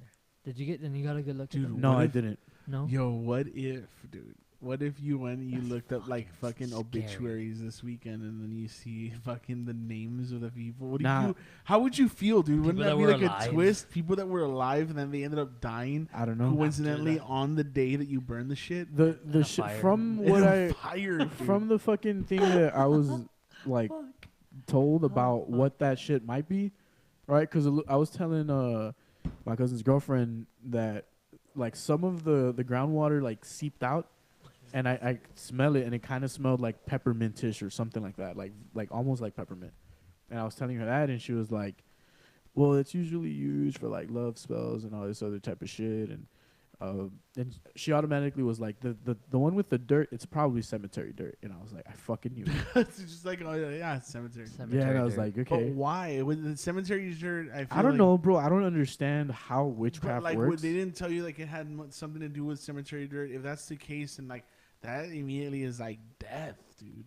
Like I don't know, dude. I don't know. I'm not entirely sure how any of that shit works. Why don't we? You know what? You guys keep talking. I'm gonna look up cemetery dirt. That's a complete mystery to me, man. Because I'm trying to figure out like why in the world they would bury those things in your yard, and if it was on some how you just put it right now, like if it's on some witchcraft shit, it's 100% on that shit, dude. 100%. Or if it was on some like somebody a loved one passed, so they wanted to have like their spirit in their home. Oh, dude, check this out. Yeah, the remnants and burying it on the ground.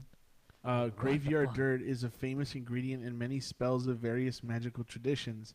Although graveyard dirt is more commonly associated in the mind of the public with black magic and in reality, graveyard dirt is also an ingredient in various good works, such as for protection, luck and gambling, and even love drawing. I'm telling you, and my cousin's girlfriend, she's into. She actually has a podcast that's specifically about just that shit. Yeah. I'm gonna have her on soon, so be ready for that. Awesome. But yeah, I told her, and she was like, it's more than likely like a love spell of sorts or whatever. I didn't tell her though that the other two smaller jars had two different women's names in them, and like again, I couldn't see the picture on any of those. In the bigger jar, the picture was super like fucking faded. I could make out, however, like the tag of like a piece of clothing in there, and I don't know. It kind of looked like a waistband from like either men's or women's underwear. Not entirely sure. It kind of looked like that. And yeah, dude, I like my instincts were like automatically as soon as I saw the top of the jar, I was like, this is some fucking bullshit. Yeah, 100%. This stuff. I wouldn't know how to react like to that. My man. dogs made no other holes anywhere else other than there. That's so fucked, dude. Yeah. Like they could have just dug a hole like Like couple wherever, feet yeah, away yeah. from that hole. They somehow by fucking some chance. Shout out to dug Dude, that hole. holy to shit, Dexter. this stuff goes like Deeper. real deep. Yeah, check this out, dude. That's Use so it- fucked, man. Here, the type of grave should also be considered before taking dirt if you're collecting graveyard dirt. Let's say this way: if you take dirt from the grave of a gambler, that increases your luck, gives better odds, heightened intuition. The grave of an infant, breaking the bond or habit of somebody who is totally dependent upon you, or fertility. The lawyer, injustice, settlements, assist, murder, revenge, harm will make a very powerful charm. User caution, beware, it can bring death. Insane, disturbed, settle down with a crazy situation, cause havoc to another, but be wary of this. The fact spirit that of all of someone this who's shit meant was to- buried is what my cousin's girlfriend was like, nah, this shit is not for anything good. Oh, really? Yeah, the fact that it was buried, because some people can have all of that shit, but like at an altar, you know, like on top of, I mean, not. Well, a lot underground. of these things say to bury him, dude. Yeah, I don't know. I mean, fuck, I don't know. I don't fuck with any of that. You know, Right? like, Yeah, I'm just whole like mystery, super man, is a interested because mystery it's to me. also Yeah. like, they're, yeah, dude. Holy shit, it's it's pretty It's cool. fucking Like deep, everything dude. from protection to consecrate. What does that mean? consecrate means like to sanctify or render like holy. You can use something called black destroyer oil, and The that fuck is that? that dude? is made Black from destroyer oil. that's made from black burnt chicken feather, Destroyer. black pepper, red pepper, cayenne powder, high John root, tobacco, nails, iron scrapings, and graveyard dirt. And this is used to destroy and stop enemies in their tracks. Yeah, man, this shit is crazy, dog. Like, I'm trying to look at one. Oh shit! This was this past Easter, right? This was like 2 days ago. This Yeah, is it was one on photo Sunday. of Tuesday. ancestor burnt to ash. Oh no, it wasn't burnt. I'm trying to look for something that involves cemetery dirt or graveyard dirt. And let's see. You guys keep talking. Sorry, I'm just Did like you save now. photos of it? I Did think you it was take pictures? photos. Oh, I do have pictures. They're on my phone. I'll show them Dude, to you after yeah, we're for done sure, here. for I don't sure. think I'm gonna post them though, so much. cause I don't know. I don't know who the fuck did that, and I don't want none of that. And they're gonna find you like Yeah, somehow fuck they that shit. find that you posted it. And they'll Yeah, be like, hey, man, what fuck you that shit. disturbed my shit. You're like, hey, bro, and I'm like, nah, bitch. I'm. Fucking It says that usually, for the most part, when it's something with a picture, it's some serious shit. No, it's to use for love. A lot of that shit keeps popping up with graveyard dirt at the very least. And yeah, and then like I don't know. I mean, again, this is all. It could have possibly been a harmless thing. But Fuck, dude. I don't know. but I who mean, the I fuck fucking knows? hope it was, but I'm not taking no chances, son. Yeah. Fuck that yeah, shit. no, yeah, fuck that. I would have burned it too. That's I would have burned it too. What? Hey, what about you, man? You ever like experience anything spooky at all? Any spooks? Oh, man, nothing comes to mind, honestly. Like, There's never been one moment in your life where It's you used like hard the to- inexplained, inexplicable stuff. Inexplicable. I feel like if it has, and I'm sure things have, but I probably like, what do you call it? What's that word? Where like you Repressed. Yeah, I probably repressed it, man. Like straight up.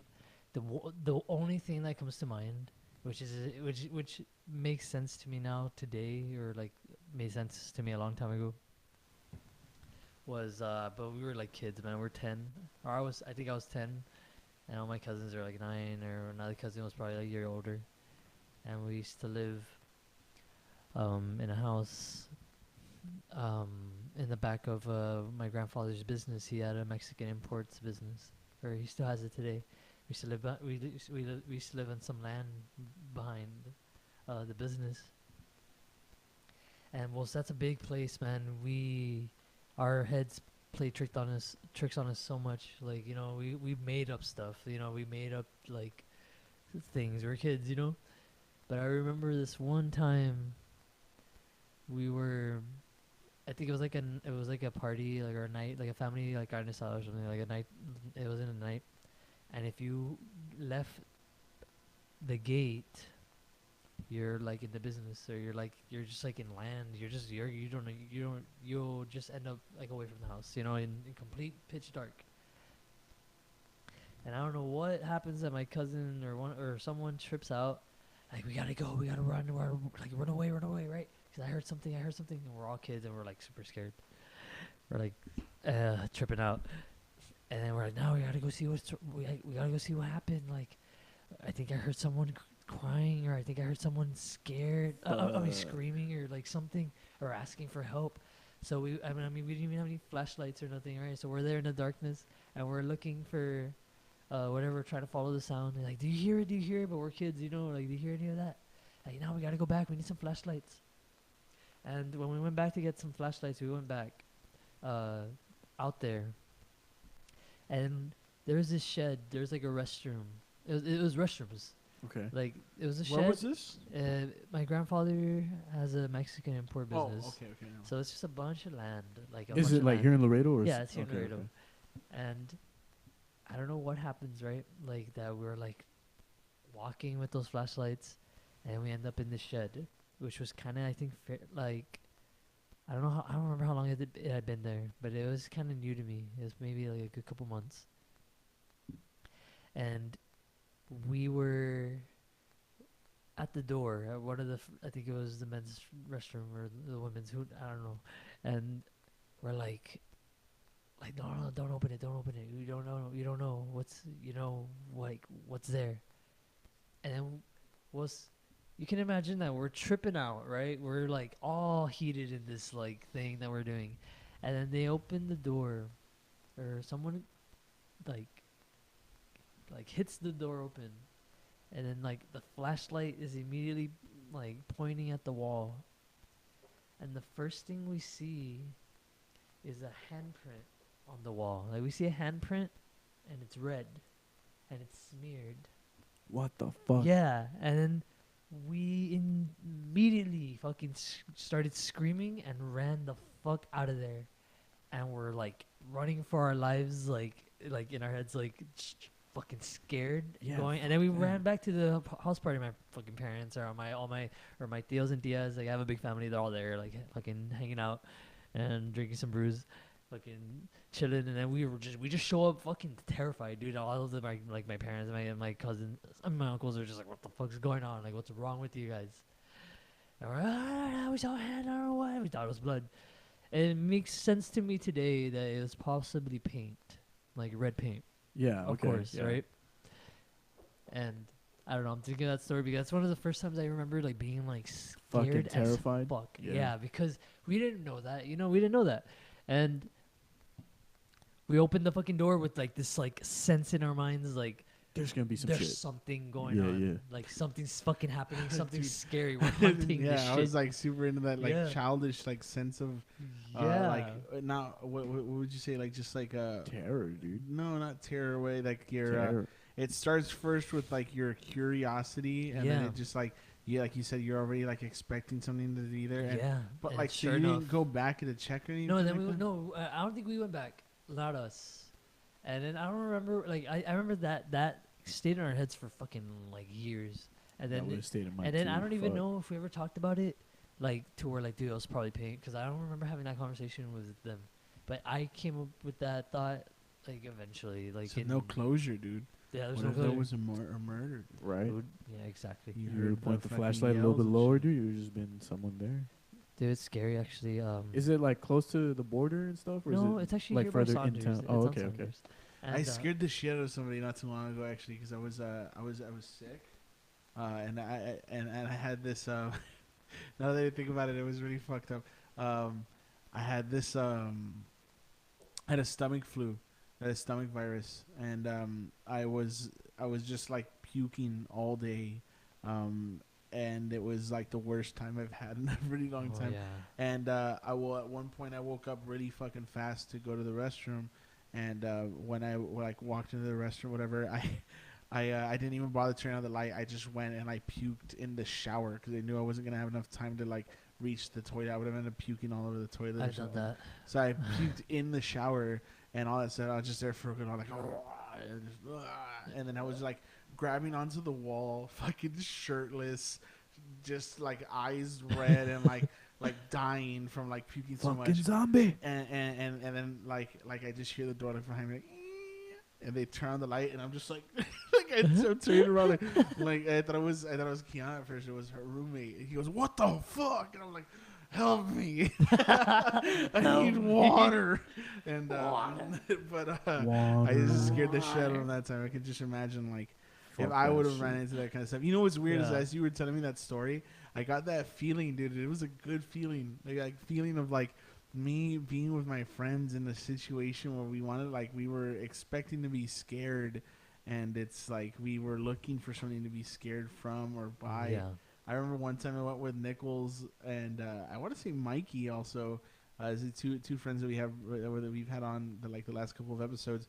We went to the campgrounds, Camp Wisache. You know what Camp Wisache is? Camp Wisache? Yeah, that's over on 59 next to the Life Downs. No, I've never been there. Well, there's a nature trail, dude, and it leads you like really like it's basically the ass end of Lake Casablanca, and it's a Cub Scouts place. So it's where the Cub Scouts go and they do their whole thing. They have a little trail and all that stuff, and we would go there all the time, just like hang out. We'd chill out by the lake, throw rocks, talk, skate, because there was like a stair set.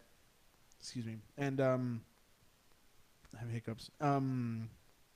There was one time we decided to go like late at night because we had this really fucking powerful flashlight, dude. And so we show up and we were just walking around because we wanted to be in the dark with a flashlight or whatever.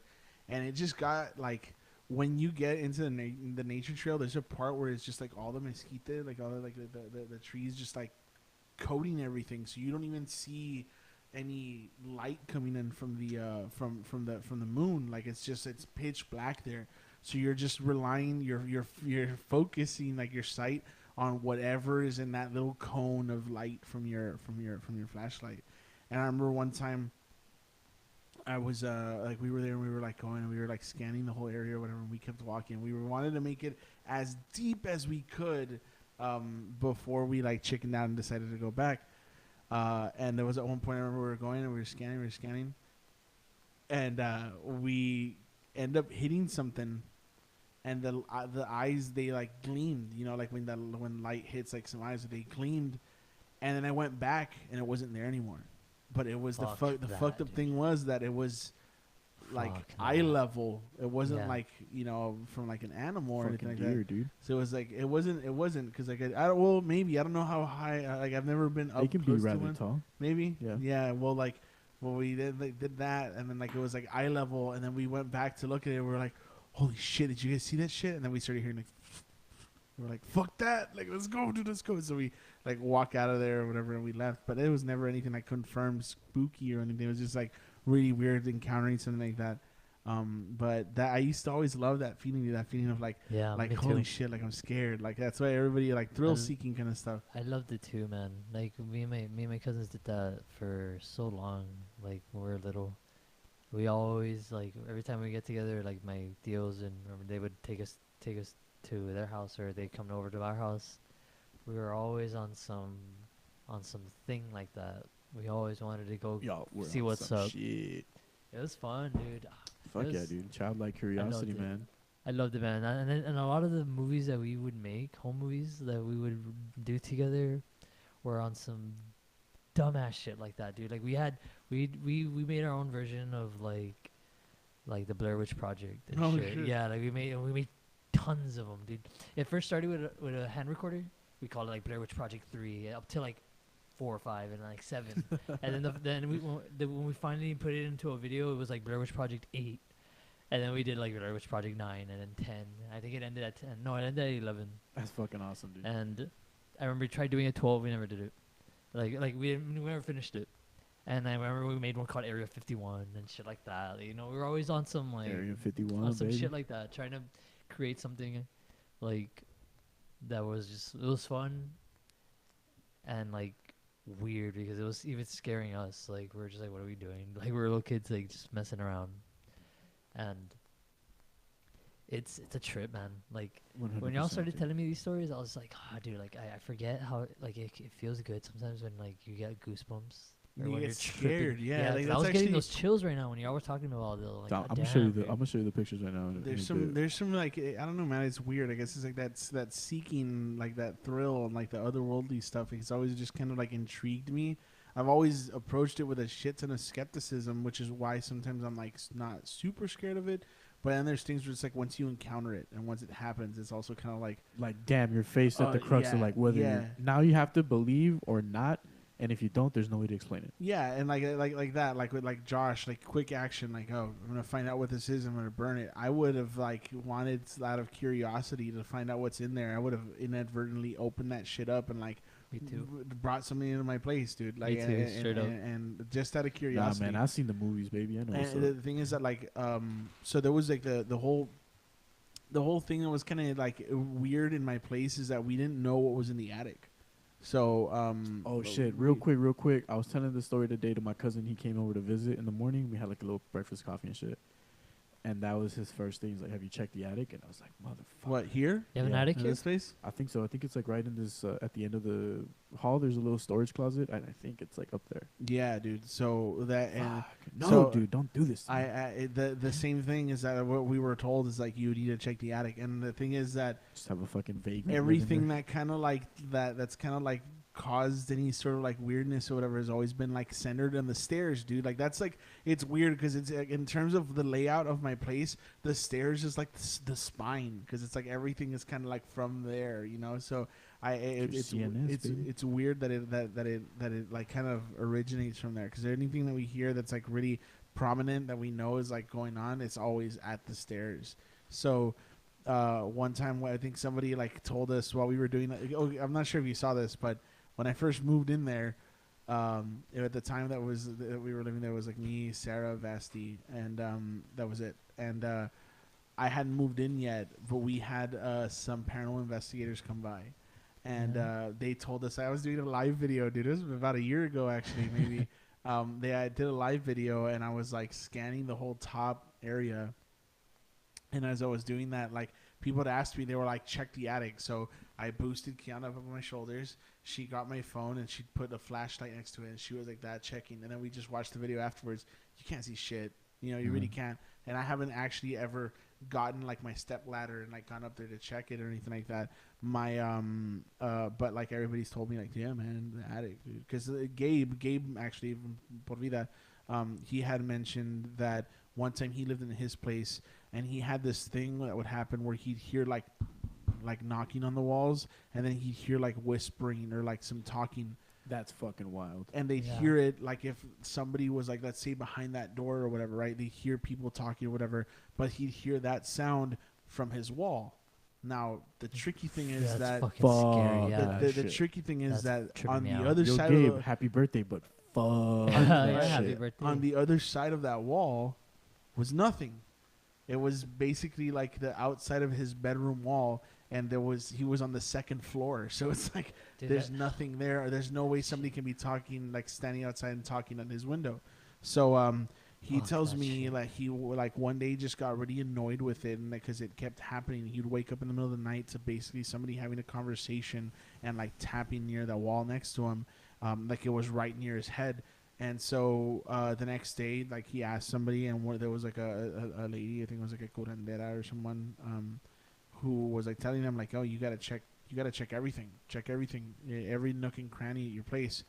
And so, first place he told him to check was the vents. So he started checking those little vents, and he like cracked one open and like put his like hands in or whatever.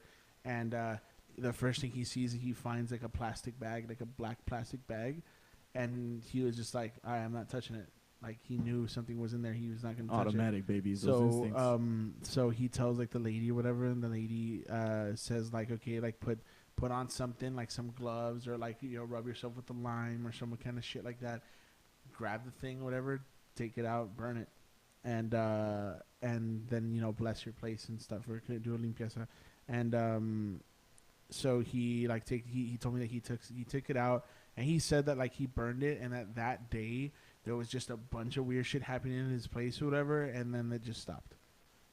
And so that was it. But he said that whatever it was, that it was just like really foul smelling, and it looked like it was just like tar with like a bunch of shit stuck to it or whatever. And then that was it. So he burned it. And then but yeah, man. So like, I don't know what's in my attic, and I don't know if I want to find out. But let's go. I'm down. You want to make it an episode? Yeah, make it an episode, and then do it on top of the attic. We're currently on top. I don't know. I can't imagine there's much space up there because like I think like like if I think how my place is set up, there's not much space up there. There can't be. So. One of the creepiest things, one thing I'm scared about is that like technically our roof is like shared with 2 other units. One other unit. So I'm thinking like maybe like what if this dude's a creep and like he crawls up there and like gets in my house and like starts creeping on people. But yeah, actually Alessa has a story like that, doesn't she? My roommate Alessa has a story about how supposedly one time that there was somebody like stuck in her room, or that they had a shared attic sort of thing because it was a shared roof, and that they had a hole cut out on the top of every one of their bedrooms or something like that. Fuck that shit. That's fucking. That's even worse because that's like an actual person. Yeah, it's an actual person. Yeah, but it was like an insane person. Like it was like they were looking for. They said they would go and they looked there because they'd say that there was a lady that lived in there that was like their relative and that doesn't live there anymore. I don't know what. But yeah, it was like some crazy person that got like committed afterwards. Fuck that shit. That's so, dude, I can't imagine having to deal with that. Well, anyways, fuck all of that shit. Fuck all that shit, dude. Yeah, dude, really fuck all that shit. I can't imagine that whole thing Gabe said. People knocking on the wall and then pretending like they're you've got that shit like gave me chills as fuck. You've got now, like same, this wall here, right? This wall here. I know you guys who are are listening or whatever can't see it, but just imagine the wall. You have a window that looks outside or whatever. You could look out and see if somebody was out there talking or knocking, right? Now imagine you're on the 2nd floor and there's no way to actually get up there. It's just a flat surface, right? There's no one up there to see any of that kind of shit. There's no one up there to do any of that stuff. So, you hear it like if like somebody was there knocking and talking right outside of the wall. So I would have fucking Hadoken the shit out of that person, dude. Hey, fuck you. Nah, I don't know, man. That shit's all crazy to me, and I don't know. I guess it was a interesting experience over this past weekend. I mean, whatever, Your shit was fucked up, dude. Yeah. Of course. That's the reason I wanted to get to it, man. Because I was like, you gotta tell us. Those are some beautiful stories, dude. I don't know about beautiful. I mean, they're fucking crazy. I mean, those are some pretty. Wild. That was nuts. Yeah, that was fucking nuts. You have me at the edge right now, dude. I'm like, what are you fucking talking about, bro? You found what? Yeah, and then dude. You found another one. I'm like, no, dude, don't even tell me. I'm gonna show you right now. I pull him up because I know he's on his phone or whatever. But dude, there was it was some shit, dude. What do you call this again? Spooky time? Spoopy time. It's time for the spoops. The spooks. Spoopy hours. The spoops. It's time for the spooks. This is the official shout out hour. Now, official shout out hour? Do we do that? We do that. I do that. Oh, okay. Do we do that? Well, it usually happens on Drunk Cast. We've only had like one official shout out hour where like the whole episode we were just drunk and just saying like shout out to and then insert name here with like music in the background. We're playing like some Chopped and Screwed Kendrick and ASAP, and it was pretty fucking stupid but dope at the same time. That's cool. So you sent us a track. This is the newest one you had out? Yes, I dropped this one on the 20th of April. Like all these songs and like material that you're putting out with Diabetic Jesus, are you planning like a EP or an album of sorts? Oh my God, I'm so sorry. It's because he showed me the photos. Oh yeah. That's not even it. That just messed me up. Oh shit! Like this is a video of me pulling it out. God damn, you weren't kidding. So they're baby jars. Dude, it's like he found them. Even more. It was super cool to see because he starts off and he's like, yo, found one. Is this like that? And then he's like, update, second jar found. Yeah, Fuck dude. that. What was your reaction? Where you're just like, I was what? reading this shit and I was like, no fucking way. I was actually hanging out. I think it was I was in bed. I was just And about this to was get on up Easter, to take right? off. Easter. Yeah, this was on Yeah, Easter Sunday. I had just woken up and I think I was gonna get Shit, ready to dude. go to the lake with my girlfriend's mom or something. The like fam that. band- The the fam, fam yeah, we're band. gonna go over there and do that Fuck that, and dude. it was just like that shit started happening. I So can't believe that happened to you, dude. That's creepy, dude. It's also- especially at your dog fucking dug that hole. Yeah. Otherwise, you Also, would have never found it. I feel like I'm not surprised by it given where we live. And this is something that I was telling, like, I was on a fucking other, like, local podcast or show, The Upshot, and we were talking, like, we kind of slipped in more or less to this type of subject, but I was like, dude, like, we all know someone that, like, we either dated a chick that their mom did weird brujeria shit, or we know someone that had a fucking, that their girlfriend's mom did, like, some shit like that. You know what I mean? And I was like, this is fucking Laredo, dude. We're like Yeah. smack dab in the middle, you know? Absolutely. yeah, Our yeah. It's still ancestry kind of is it's like- kind of like a little bit of a LDO. like a culture sort of thing. 100%, that happens dude. when you're This so- is our city, man. It's fucking wild. Aquí estamos, bro. Oh, Jeez, dude, so man. I don't even know if you answered the question now, but, like, are you Oh, bringing together, like, an album or, like, an what EP of sorts, or? What I'm actually doing is I'm releasing these piece by piece Okay. singles. I'm actually some of these aren't gonna make it into an album. I'm working on a collection right now that's completely new from these songs, Okay. and they're each gonna have their thing. There's three ideas to it. There's one that I'm doing right now currently on the side that I'm making it about, like, it's very just chill. It's hardly any beat, and if there is a beat to it, it's very, very slow, and it's relaxing in a way. And some of it's dark, but some of it's also like there's a little bit of it's just like really, Like, really real, like, ethereal, yeah, spacey. like spacey and chill. texture-y. And I'm calling this one 3Zs, like when you sleep. Yeah, Like like ZZZ, yeah. like ZZZ Quill, Yeah. like those 3Zs. So that's gonna be that collection of that sound. And then I'm working on a series. Like, each album that I'm gonna work on is actually gonna be like themed. Yeah, it's gonna be themed, and it's gonna be numerical. Like, I'm Okay. gonna call it. I was thinking of starting with 1, but I'm probably gonna start with 0. Okay. And just each one, like each like release is gonna be by like one called 1, called 2, 3, and the album artwork will have something to do with that, and it's gonna go up into wherever it ends up. I was thinking. So it's gonna be like a kind of like a story also that you're telling for Diabetic And Jesus. something like that. That's But- cool, man. I'm really excited to see it pan out, So man. that was gonna be in a number, and then the third one, which I really want to start working on soon, but I definitely need to like get some. I'm gonna get the help for that. Is I want to do a series of EPs or albums where I feature people on the tracks, preferably here in town or like people in Laredo. Yeah, yeah. And I already have people in mind, and that one, I'd be making the music, and because a lot of these are gonna be instrumental, these other albums. This one I want to have people on it, or I'll even also sing on it. Kind of like have a person in one track and another one on another track. And I was gonna call that one Blood Sugar. That's my first one. Fuck, that's about us. And that one was gonna have the theme about all these things. Blood, like sugar, the sex, magic. balancing shit.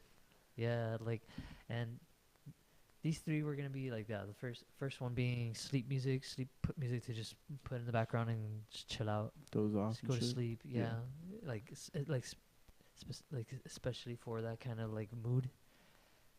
Then the other one was gonna be its series, and then the other one's gonna be people coming out in the songs. So I'll have these three themes for making albums. But for now, because I love working on the artworks for music and for things, like even for my friends' music, or other projects too. I'm having fun dropping singles, so I can have the singles artwork. Dope, Oh, yeah. I think that's fun, man. I like doing that. And Yeah, with- that's pretty cool. with Light, this one, It's actually a really old photo. It's an old photo I took in 2014, and it's when you go to a car wash, and you know when you put soap on your windshield, and it's all this like blue, unicorn green kind of jizz. stuff. Yeah. All these different colors. I took a photo of that, and it just looked to me at the time it looked like a space, like a galaxy. Okay, yeah. And if you go to the Bandcamp, I have the light, and then you see the artwork there, and it's just a photo of the windshield. But at first glance, at my first glance, it looked like a fucking galaxy, man. And I thought that was pretty cool. It's an old photo that I dug up for the song. And I like working on the single artworks. So right now, singles for now, and then collections or EPs or albums. I'm in the background doing work on that too, man.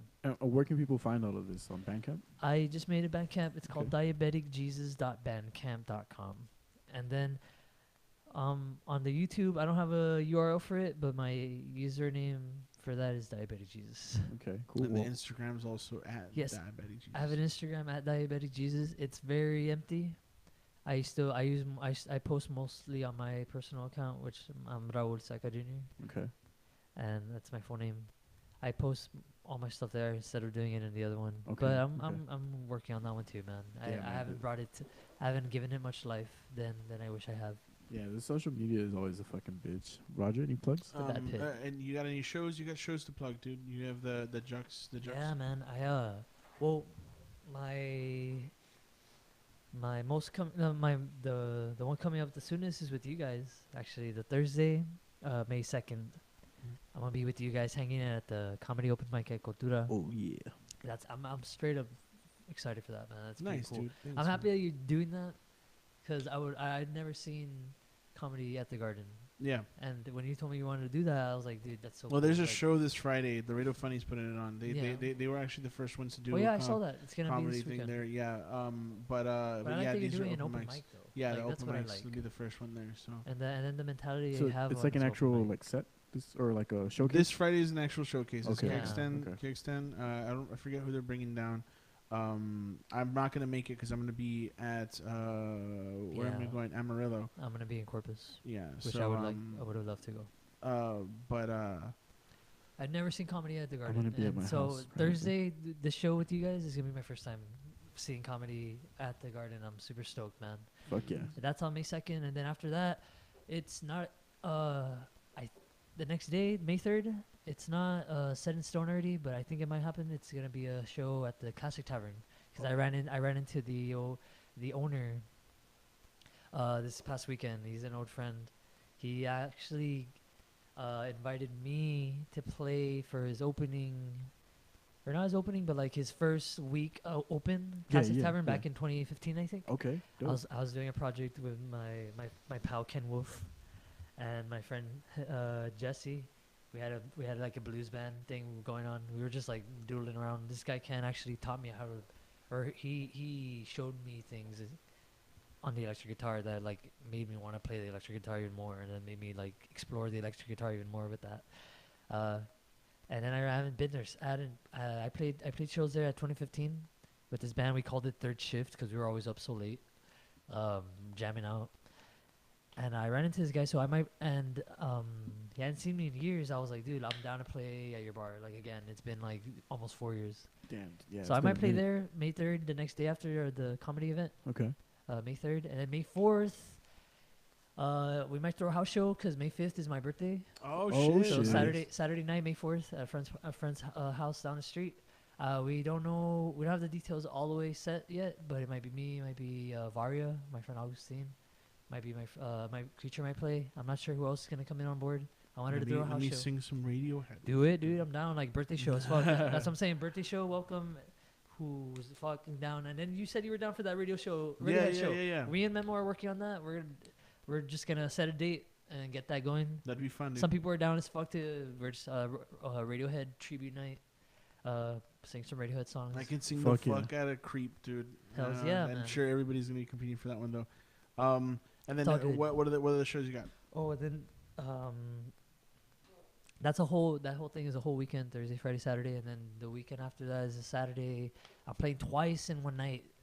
I'm gonna play at the Jukes Ukes. I think that's how you Jukes Ukes. I always pronounce it wrong, man. I don't Jukes know. I say Ukes. Jukes Ukes. Say Jukes Ukes. I say it like that because they made fun of me. I said it like that the first time. I was like, "How do you say it? Jukes Ukes?" And they're like, "Jukes Ukes." I'm like, "Oh, it's Jukes." Should have looked Ukes at to them me. like, yeah, that makes more sense. Yeah. So Jukes Ukes at Boogaloo. I'm gonna be one of the first ones because I actually play later that night, an hour later. Like around 10:45, I think, or 11 at the La Muy Muy party, Volume 6. Oh, right, nice, yeah. They're doing Volume 6. Is that at Cultura? That's at the Garden. No, it's gonna be upstairs. Upstairs, at the yeah. Garden. Okay, I thought so. So I'm playing at Boogaloo first that night at 8:45, I think. I play there, and then take all my stuff to La Cultura down the street to play again in an hour. Nice. And then from there on, I'm gonna see what's up from there, man. Those are the shows coming up. Roger. I'm stoked for. I'll probably play on the street or something, man. Because I like doing that. I like playing on the street, just on the sidewalk, just to test new music. Yeah, that's actually one of the first times that I saw you play like on your own. You were just jamming at when Lit Street was still a thing. Yeah. The Resolution project at the time.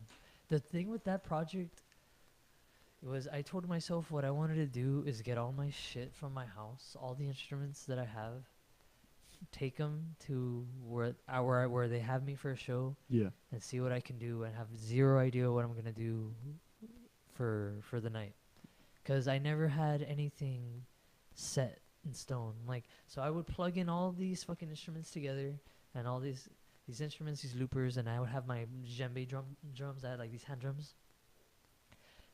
The objective with that Resolution project was to get every single thing I have in my house or in my room or whatever at the time, take it to the street or take it to the shows that they asked me to jump on, and just make some fucking shit, man. Like with zero idea what I was gonna do. Yeah, it's very. You could tell it was very freeform stuff. Because I honestly and I swear to God by this, bro. Like I would take the shit and I had no clue what I was gonna do. Like I didn't have a pre set thing in my mind, like, oh, I'm gonna play this song, or oh, I'm gonna play this one song, or oh, I'm gonna play this idea that I have in so my you're just out there like mind. Live producing shit. Yeah, so I would plug in all these like fucking 10 keyboards and all these drums, and then alright, okay guys, hi, my name is whatever, and then the second I'm done introducing myself, I'm just like, dude, I don't know what the fuck I'm gonna do, like for shit, and then I would just start something and go with that wave. Like if I would do a beat first or a melody first, I'd kind of trust that. And fucking ride that motherfucker. And try to explore where that would go. And I did that for a year. I played at the Mercadito Festas in Lolitas. I did that. I did 3 shows there.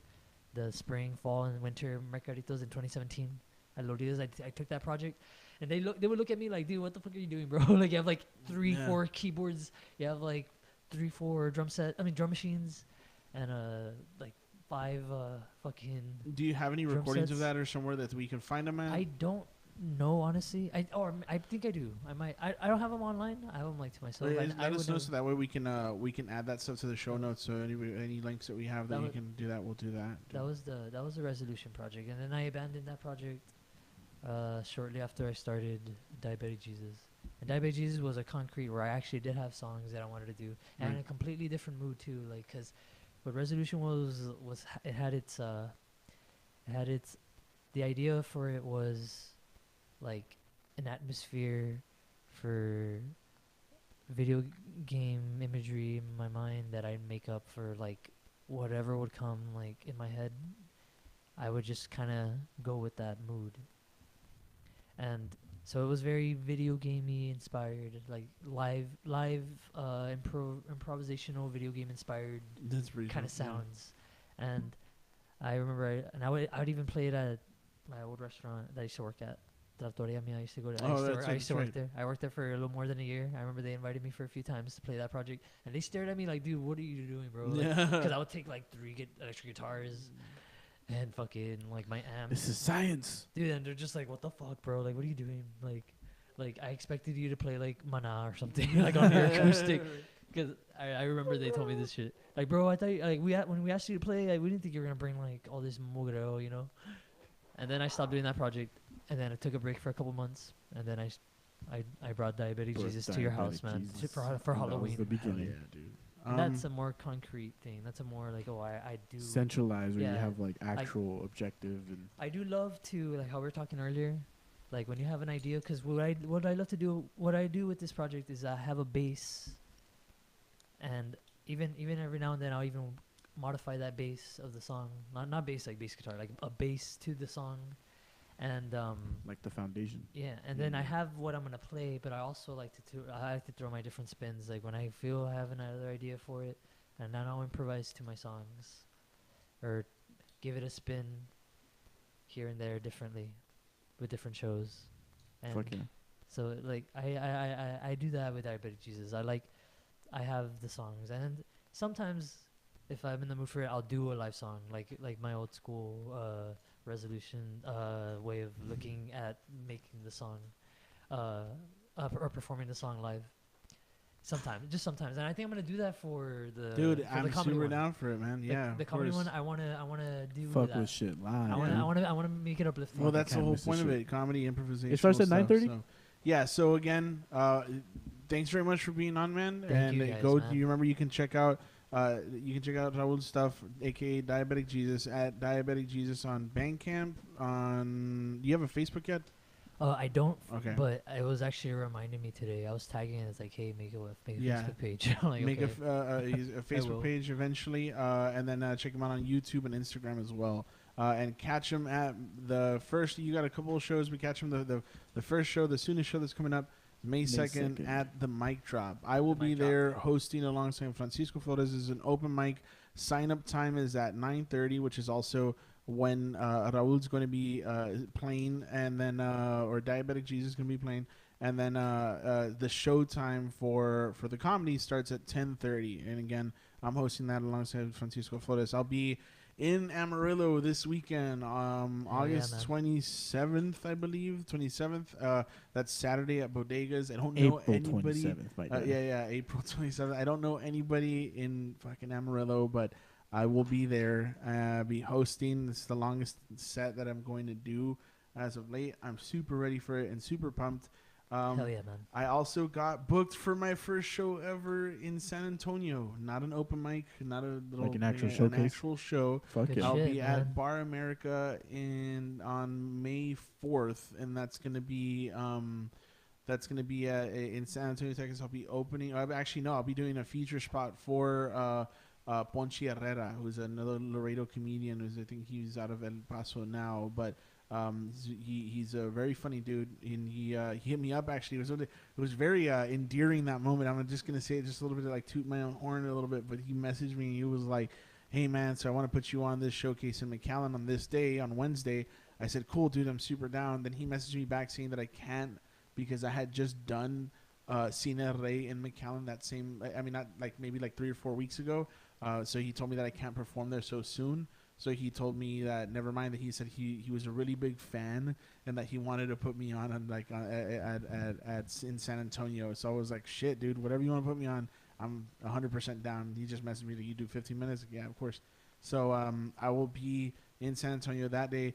And I am wrapping up this whole slew of shows that I've been doing lately. I'm wrapping it up on May 11th at Happy Hour, the Comedy Happy Hour. Yeah. That's a Thursday, and I'm gonna be with my boys. It's gonna be with Francisco Flores and Aaron Suarez. We're gonna be the headliner for that night is I always fuck up his name, Patrick Siroy. He's apparently a very popular podcaster right now, and he's a really good comedian. He's got a lot of stuff that he's worked on. I've never seen him live personally, but I'm really excited to hit the stage with him, and I'm really excited to finally just wrap the stuff up here. I had that video that I did from Plano that's got like 1,200 views right now, which is fucking insane. By the way, I love that, man. Thanks, man. I posted the flyer on that so I could get people to start coming out. So May 11th, Thursday, Comedy Happy Hour. Wait, you said May 11th? Because that's a Saturday. Hang on. Probably, yeah. I mean, no, just because I remember I'm playing the 11th, and I know that's on a Saturday. You're right. Shit. Give me 1 second. It might be May you had one job, dude. 16th, I believe. Fuck. May 16th, Thursday, May 16th. I'm sorry, I'm all over the fucking place. Wrapping up May 16th. I'll go after on that day. That will be at Happy Hour Downtown Bar. And I'll be alongside my friends Francisco Flores and Aaron Suarez. So go and check that out, and let me make you laugh, dude. My whole goal with this is I want to like wrap up here and in Laredo, and then I'm gonna scrap all the shit that I've done because I want to start working on some new stuff because I want to aim to have at the very least half an hour by the end of summer. Dope. So dope. So that's the plan. I have had about a year in comedy now, and I have a solid 10 minutes, and it took very long. But now I feel I'm kind of hitting the little stride where a lot of the stuff that I'm coming up with is just landing really well. So I want to kind of ride that momentum and focus in on it a little bit. So, but yeah, so check that out. Follow the Mic Drop on Facebook and Instagram. And come check us out next Thursday. Yeah, I'll be there. I'm Hell yeah, gonna man. try to attempt to make people laugh. Hell yeah, dude. This would be funny. May 16th. May 16th Thursday. I will be in town. I leave Friday to Austin on the 17th. I'm gonna go to that. Nice. Fuck yeah, I'll probably be there too. I will be there. Yeah, Aliens on the Border, aliensontheborder.com, Alien AOTV Cast, all of that good shit. Instagram, follow us. Also check out Open Mic Podcast. You can check that out on SoundCloud. Shout out to Pickles, aka Nichols, or backwards, Nichols, aka Pickles. Be Real. A lot of more episodes coming soon to you, movie reviews and shit. So stay locked in, tune into that. Some more podcasts in the comedy realm coming soon in the works. I'm not gonna announce it just yet, but there's nothing to announce. Just know that there's something coming towards y'all. I will announce this. The date is not set just yet, but the Fourth Dimension Fridays is coming very soon to you guys. Hopefully June 7th, Friday. Aiming to have that happen. But what that's going to be is an actual live podcast with a live audience and then musical performance afterwards. Keep your eyes peeled for that shit. More details coming very, very soon. Keep it locked. This is Light by Diabetic Jesus, guys. Thank you, guys. Here we go.